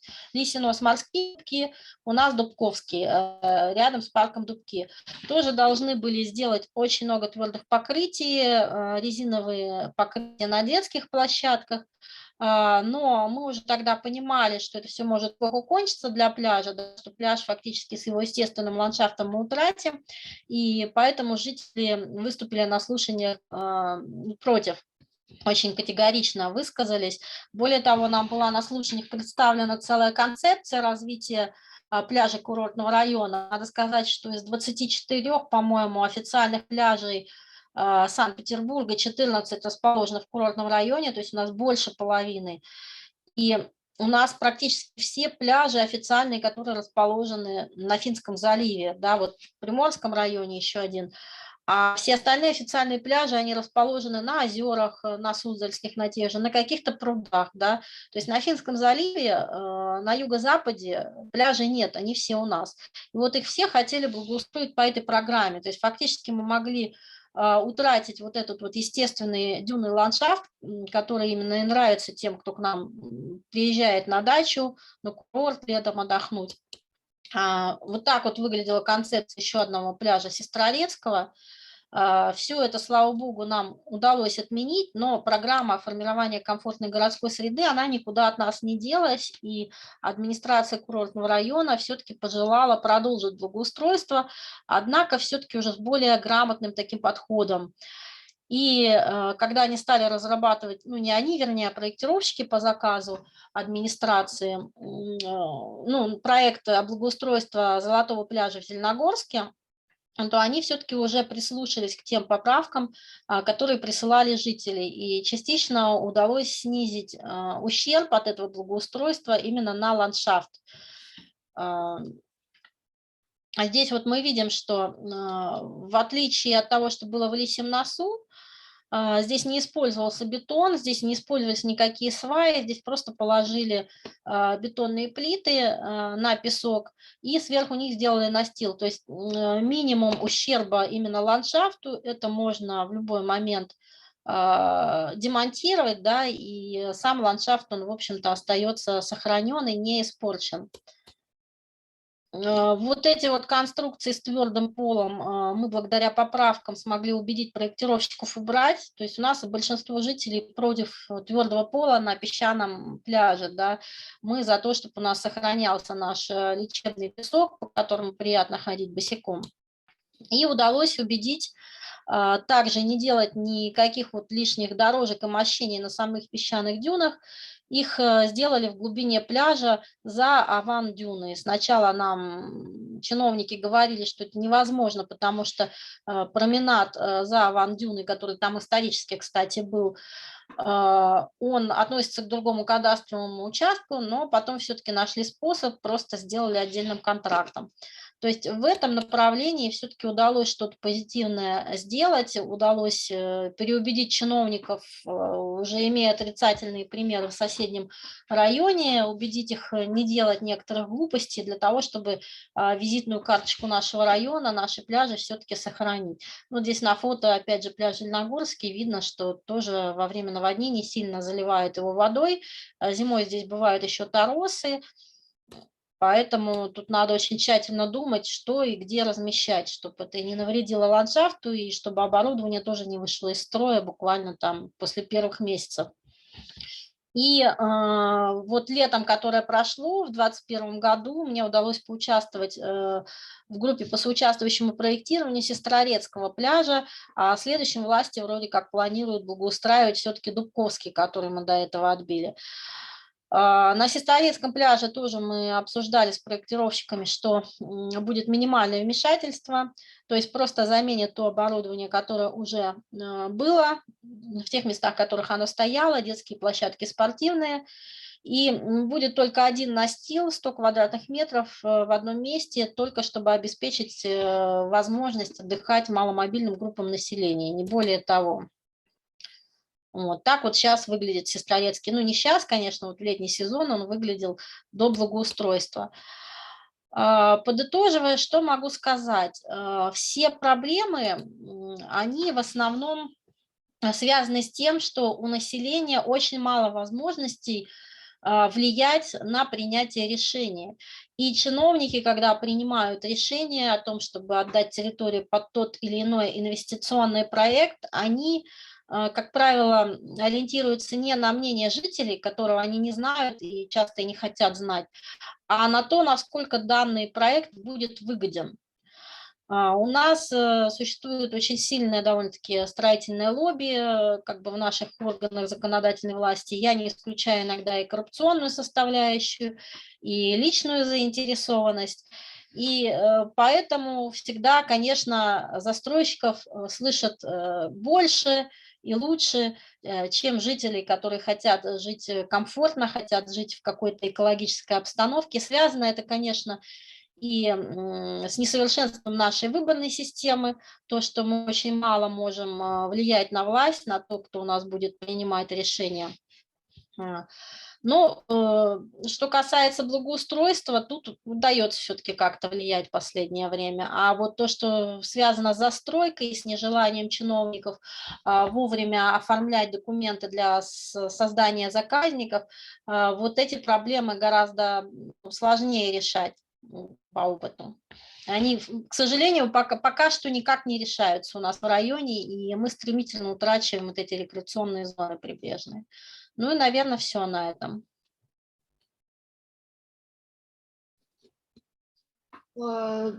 Аня, спасибо тебе большое за новую, собственно, презентацию, новые заново созданные спич, да? Ну вот. Да, всегда немножко получается каждый раз. Да, если у нас есть вопросы от слушателей в чате, то задавайте. Вот я сейчас могу подключить звук, если кто хочет. Наташа Ловецкая, вот прямо сейчас включаю, если ей в прошлый раз не удалось. Вот.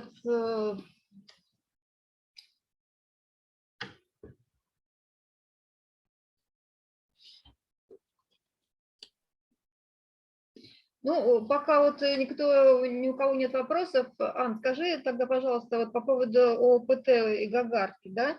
Ну, собственно, как ты считаешь, комитет по природопользованию предпринимает какие-то усилия за то, что для того, чтобы, собственно, следить за той территорией, которую они изначально предназначали для ОПТ, а теперь, собственно, ее застраивают. То есть есть ли в этом раскоординация каких-то государственных органов, вот, на твой взгляд, и как в таких случаях, какая роль, ну, вот, ваших активистов, да, собственно, что вы предпринимаете, чтобы оставить ОПТ, да, и как-то задать вопрос о релевантности этой застройки жилой, да, на береговой зоне? Ну, смотри, комитет по природопользованию, на мой взгляд, не делает ничего, вообще ничего. И, на мой взгляд, есть большой законодательный пробел. То есть я считаю, что если территория уже прошла экологическое обследование, там уже обнаружены краснокнижные виды, она должна получать охранный статус. Сейчас у нее нет охранного статуса. То есть пока это не заказник, делай, что хочешь. У нас там же на этой Гагарке существовал проект ФОКа, физкультурно-оздоровительного комплекса от «Газпрома». По какой-то причине, слава богу, «Газпром» отказался от этой территории и сказали, что они будут искать какую-то другую, там, то ли коммуникации им дорого тянуть, то ли что. А вот частные инвесторы, они не хотят отказываться, да, у них земельный участок приобретен. И, конечно, раскоординация есть, потому что мы пишем в различные комитеты. Один комитет там пишет, что да, ведутся там работы по созданию заказника, тот же КПОС, да, там комитет по инвестициям или комитет по спорту отвечает, что нет, там ведется подготовка, ищем инвестора, будем строить спортивный объект. Вот у нас сейчас с Сестрорецкими дюнами тоже непонятная ситуация. Там осталось канавное болото, которое можно было бы сделать заказником, потому что территория на берегу, апарт-отель, понятно, она уже заказником не станет, но хотя бы спасти болото, там тоже много интересных видов, и вокруг болота замечательный лес, там еще кое-что сохранилось, есть дюны, и мы получаем ответы, что там вообще-то под спорт на этом болоте участок предусмотрен, то есть назначение участка на болоте спорт. Там были идеи построить гольф-клуб, там были идеи построить спортивный клуб, и никак вот чиновники ничего с этим не могут сделать, и из-за этого не могут тоже оформлять документы для формирования заказника из-за того, что комитет по инвестициям не дает, потому что они считают, что там должен быть спортивный объект. Ну, вы запросили у комитета по природопользованию результаты экологической экспертизы, которая была сделана для включения этой территории в статус ОПТ, для включения ее в статус ОПТ. Возможно, на результатах этого экологического исследования можно уже оперировать какой-то ценной прибрежной территории, и говорить, что, например, вот в этом месте нельзя строить из-за там ценного мелководья или еще каких-то причин.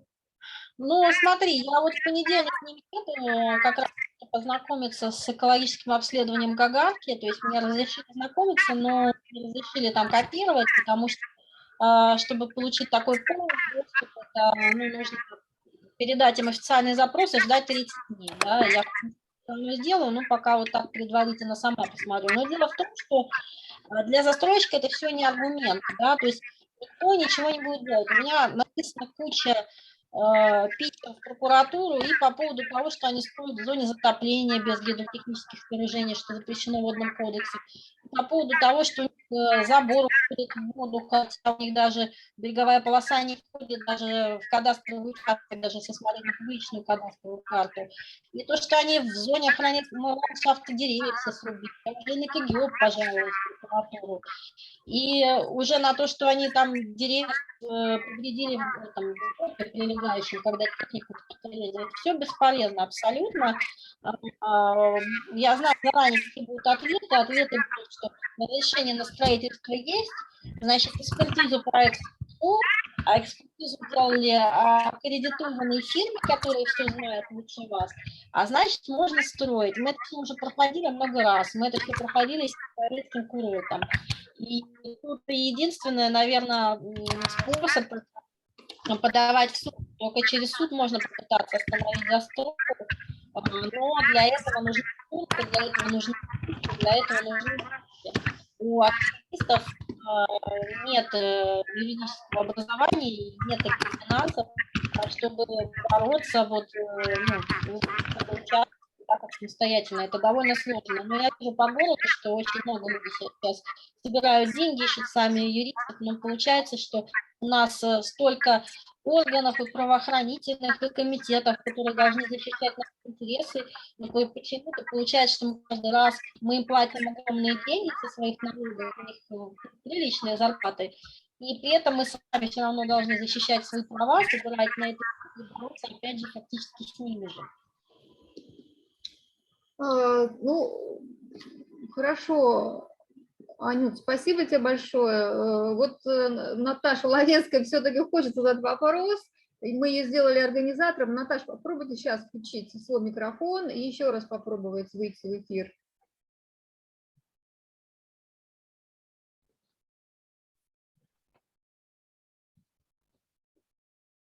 Так. Ну, Наташ, если не получается, напишите, мы его прочтем тогда с чата. Не знаю, в чем проблема, у всех у нас удается выйти и задать вопрос. Может быть, что-то непредвиденное. Я вот еще хочу озвучить, да, что вообще в генплане, согласно генплану, у нас должна была быть создана лечебно-оздоровительная местность, которую чиновники точно так же, как и создание заказников, просто саботируют, потому что если эта зона будет создана, то тут сразу возникнут дополнительные ограничения для застройщиков. Это, очевидно, слишком многим невыгодно. Ну, что ж, надеемся с новым генпланом и при утверждении в феврале-марте, что нам грозит, возможно, дополнительное обращение, выделение этих участков или протест против, собственно, застройки, может быть, поможет, да, в недалеком будущем. Вот. Ну, что ж, если ни у кого нет вопросов, вот Наташа написала, я его тогда озвучу. Значит, так. Ну, это вопрос, я так понимаю, что был Саши по поводу общественного совета Северного берега Кенского залива, создания по аналогии с таким общественным советом Южного берега Финского залива. Это активисты, которые ведут защиту Лебяжья, бухта Батарейная. Вот. Ну, в принципе, об К этом... сожалению, я ничего не знаю по поводу Совета Южного побережья, хотя я общаюсь с очень большим количеством активистов с юга, но вот как общественный совет, честно говоря, ничего не знаю, что он конкретно делает. Аня, ну вы значит, не слушали нашу предыдущую сессию, я вам пришлю ссылку, 20 декабря у нас выступал общественный совет Южного берега Финского залива с 30-минутным докладом. Я вам очень рекомендую ее посмотреть, что они делают. Вот. Ну, просто я о чем могу сказать, да, по поводу общественного совета. Ну, как бы новые активисты не появляются. Активисты, вот они все, кто есть, они так или иначе взаимодействуют, их мало. Если мы, ну вот я и так уже, я вхожу в движение против захвата озера, я вхожу в зеленую коалицию, ну я могу войти еще в общественный совет. Ну, как бы организаций больше, чем людей, вот в чем проблема. Организаций больше, чем людей, которые готовы что-то делать. Поэтому, ну, можно еще назвать общественным советом для ключей. Я просто не очень понимаю, что это даст. Ну, да, я думаю, что по мере, нужно организацию создавать по мере необходимости. Сейчас вот Анна успешно справляется с пляжами, с благоустройством в рамках своего общественного объединения. Вот, собственно, Но, к сожалению, никак вообще не справляюсь с проблемой с апарт-отелями. Мы проиграли 2 огромные территории, это Торецкий курорт и пансионат зоны. И сейчас можем проиграть. Вот, ну вот видишь, возможно, надо, чтобы зеленая коалиция больше внимания, возможно, уделила этой проблеме, да? Ты давай продвигай. Этой проблеме должна уделять внимание Генпрокуратура, но она не хочет уделять ей внимание. В зеленой коалиции, к сожалению, нет полномочий наказывать чиновников за те нарушения, в результате которых производится вот эта застройка. Нарушения там есть, но их в упор не видим. Ну вот Наташа Ловецкая спрашивает. Если рабочая прокуратура, то все в порядке уже давно. Ну вот смотри, Наташа Ловецкая в продолжение вопроса по созданию общественного совета Северного берега Финского залива спрашивает, а может быть кто-то из бизнеса может поддержать активистов, на твой взгляд? Ну, из бизнеса я не знаю. Единственное, что приходит на ум, да, это там, так сказать, каких-то жителей курортного района, которые имеют богатый коттедж, да, грубо говоря, и готовы профинансировать, потому что вот они рядом живут, да, только если так можно. Ну да, вопрос с бизнесом это такой, ну, провокационный, да? Зачем бизнесу поддерживать активистов, да? Редко бывают вот положительные примеры бизнеса, как вот Александр Браво приводил, да, что вот наша дача, я знаю, да, этот ресторан, но я в нем не ем, он у меня дорогой, я рядом в Бахроме раньше ела, там скидок много. Вот, но зайти на территорию, полюбоваться на эту дачу, это как бы здорово. Ну, таких вот положительных примеров бизнеса очень мало. Больше имеем отрицательных, таких как с Торецким курортом и с пансионатом Зелень. Или, ну, да. Ну, Бизнесу нужна прибыль, бизнес хочет делать деньги быстро. Им не интересно экология, история, культура. Они в такой степени, в которой они могут быстро дать 100%, 200%, 300% прибыль. Не через 10 лет, а сейчас. Слушай, а вот ты говорила, что у вас там с берегами был бизнесмен, который входит в ваше активистское объединение. У него есть еще своя группа, которую субботники как раз они организовали в Гагарке, еще где-то. Нет, еще там не бизнесмен. Нет, там не бизнесмен. Просто активист обычный. Бизнесменов у нас нет, к сожалению. Ну, я так поняла, что он в рабочее время он бизнесмен, да, в какое-то свое нерабочее, он, собственно, вот общественное объединение и такие вот позитивные акции в виде уборки в зеленых зонах он поддерживает. Ну, то есть варианты, наверное, могут быть, да, просто бизнес не очень активен, у него есть своя сфера. Вот. Ну что же, мы тогда, давайте мы тогда заканчиваем. По поводу яхтсменов, да, сейчас я скажу, короче. У нас не столько яхтсмены, сколько у нас люди, которые, ну, вейкбордисты, да, там вот это вот все под парусом. Дело в том, что они поддерживают застройщиков. Ну, не все, но мы столкнулись с тем, что, например, на территории Сестрорецкого курорта те спортсмены, которые арендовали там, ну, некоторую территорию под свой инвентарь, да, они открыто поддерживали РБИ и проект РБИ по застройке. Только ради того, чтобы им дали там занимать вот это место, да, и заниматься. То есть выходили явно такие вот заказные статьи. То есть, к сожалению, спортсмены, они думают очень часто только о себе. Вот нам, чтобы здесь заниматься, что там будет с берегом, с экологией, это все равно. Я не буду говорить, что это все спортсмены такие, но мы с таким вот столкнулись, к сожалению. Ну, наверное, Наташа имела в виду еще доклад предыдущий, вот 17 января, когда у нас выступал председатель командора Раннибауского морского фестиваля. Вот, Аня, если... Ой, прошу прощения. Да, я это посмотрела, но я там так про себя, конечно, ухмыльнулась, потому что, с одной точки зрения, я сама в детстве занималась в яхт-клубе, у нас здесь были яхт-клубы общедоступные, с папой ходили под парус, это очень люблю.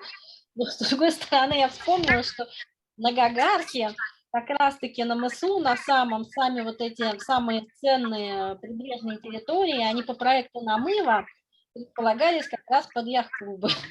Я про себя подумала, фиг вам, а не яхт-клубы. По крайней мере, здесь. Ну, да, я хочу сказать, что мое собственное впечатление, что яхтсмены не совсем вовлечены в вот эту экосистемную экологическую повестку. Может быть, можно я закончу? Анюта, можно я закончу, да?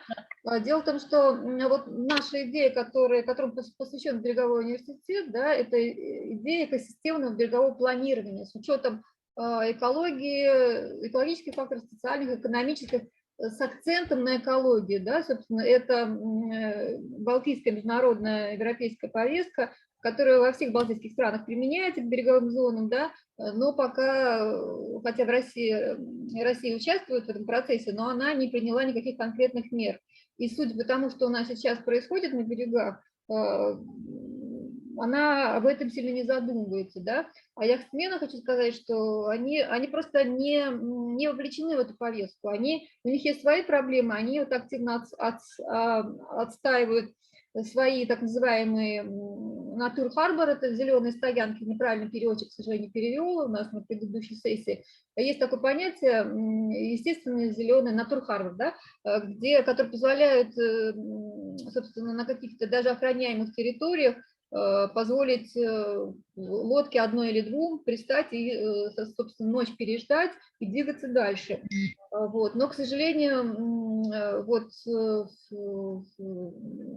как сказать, у нас эта идея претерпела трансформацию, и сейчас в нашей концепции ребята, которые делают доклад, у них эти стоянки уже включают там от трех яхт со слипами, но это некое вторжение все-таки в территорию, вот даже по планам, которые они представили в докладе, у них там несколько стоянок были обозначены на Березовых островах, что напротив многострадального Приморска, да, это морской заказник с прибрежной территории и территории суши.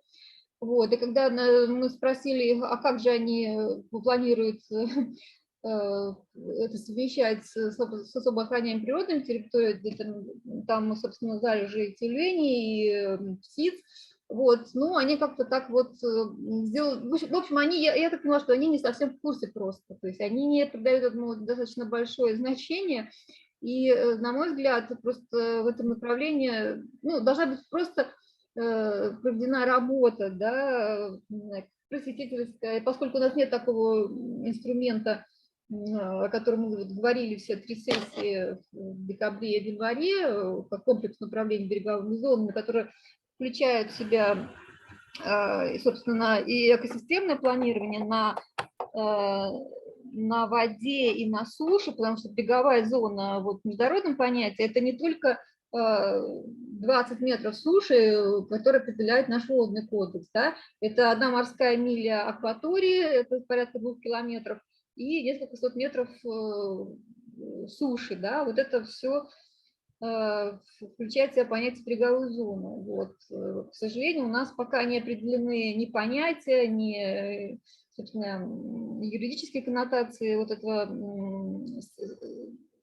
самого термина, да, и понятия береговой зоны у нас... Потому что как только ты определишь, это сразу вторгнется в чьи-то интересы по застройке. Ну да, мы понимаем, что федеральная территория сейчас у нас Финский залив, да, но вот были идеи несколько лет назад о передаче полномочий в пределах места Губы в части акватории в полномочия города. Это бы, ну, решило, может быть, вопрос с береговыми зонами, да, по крайней мере, вот на местном городском уровне, и город мог бы распоряжаться, собственно, береговой зоной. Но пока этого не происходит, вот, собственно, мы проводим такие мероприятия, чтобы рассказать об этом, как планируют береговые зоны в других странах Балтики, да, и вот на предыдущих сессиях мы об этом рассказывали. Собственно, ссылочку на Coastal Uni, кому надо, собственно, тоже могу дать. Вот, ну, я предлагаю закругляться, заканчивать наше мероприятие. Мы молодцы. Я скажу пару слов, да, еще? Да, давай, 2 часа просидели. Да, просто по поводу вот яхты, ты очень много сказала. Я хочу сказать, что тут просто действительно нужно разговаривать и учиться слушать друг друга, потому что, я говорю, я, в принципе, за парусный спорт, но всему должно быть свое место. То есть нужно найти такие компромиссные места, чтобы действительно не получилось у нас, что заказники там какой-то супер стоянка с кучей удобств, которая мешает, но при этом подобрать просто подходящее место для этой стоянки. Это возможно сделать. У нас же были яхт-клубы раньше в Курортном районе. У нас была схожая история с вейкбордингом, когда нам офицерские пляжи бетонировали, и этот проект поддержали спортсмены, которым техническое здание отдали под школу вейкбординга. Вот, было это все не совсем законно сделано, и комитет имущественных отношений потом это все ремонтировать. Но когда я стала разговаривать там, ну, с другими спортсменами, которые были настроены на диалог, то они мне показали, что на карте Сестрорецка действительно есть еще подходящие места. И, в принципе, можно было найти место, которое устроило спортсменов и при этом не мешало бы жителям. Да? Но это, так как изначально диалога выстроено не было, был конфликт. То есть должен быть обязательно, конечно, диалог между всеми сторонами.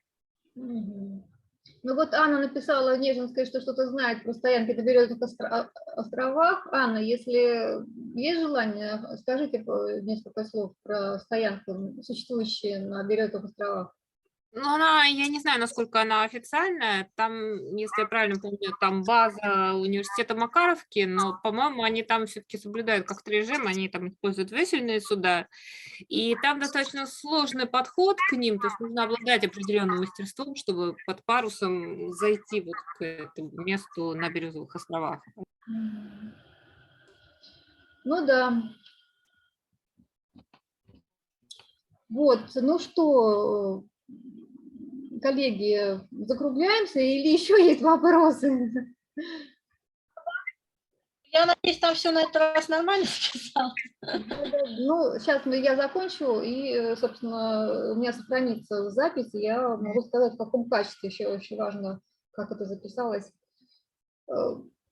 Коллеги, ну, так, рыболовство присутствует на этом побережье, спрашивают. Рыболовство присутствует на этом побережье? Ну, как раз вот у нас апарт-отель строится рядом с рыббазой, и вот эту рыббазу вроде как тоже выставили на продажу, поэтому она присутствует, но возможно, что не будет присутствовать.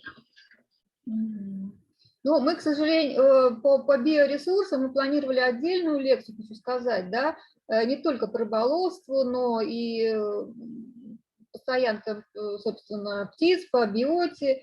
Вот, но просто нельзя объять необъятно. Я думаю, что следующий выпуск Берегового университета у нас будет отдельная тема по по состоянию биологических ресурсов Финского залива, да, вот.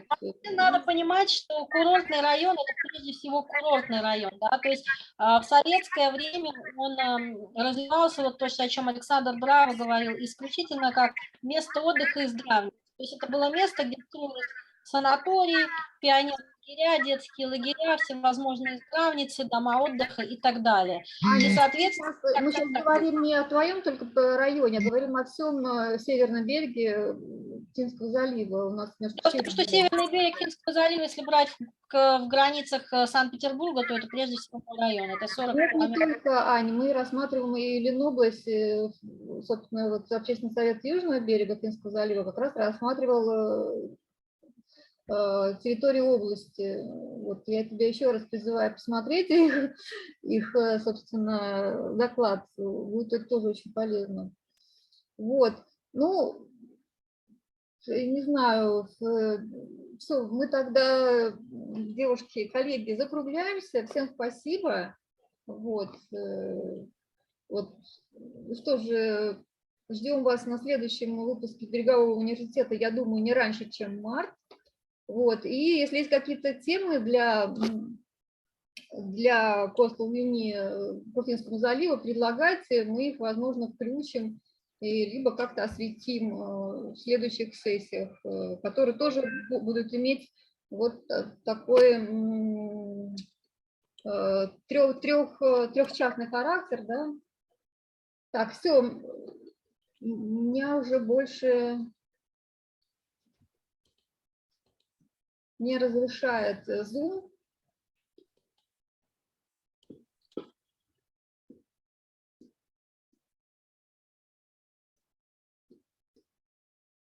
Так, Zoom меня прервал принудительно, поэтому я с вами прощаюсь, ребята. Все, спасибо, что пришли, поучаствовали, вопросы позадавали. Все, всем всего хорошего.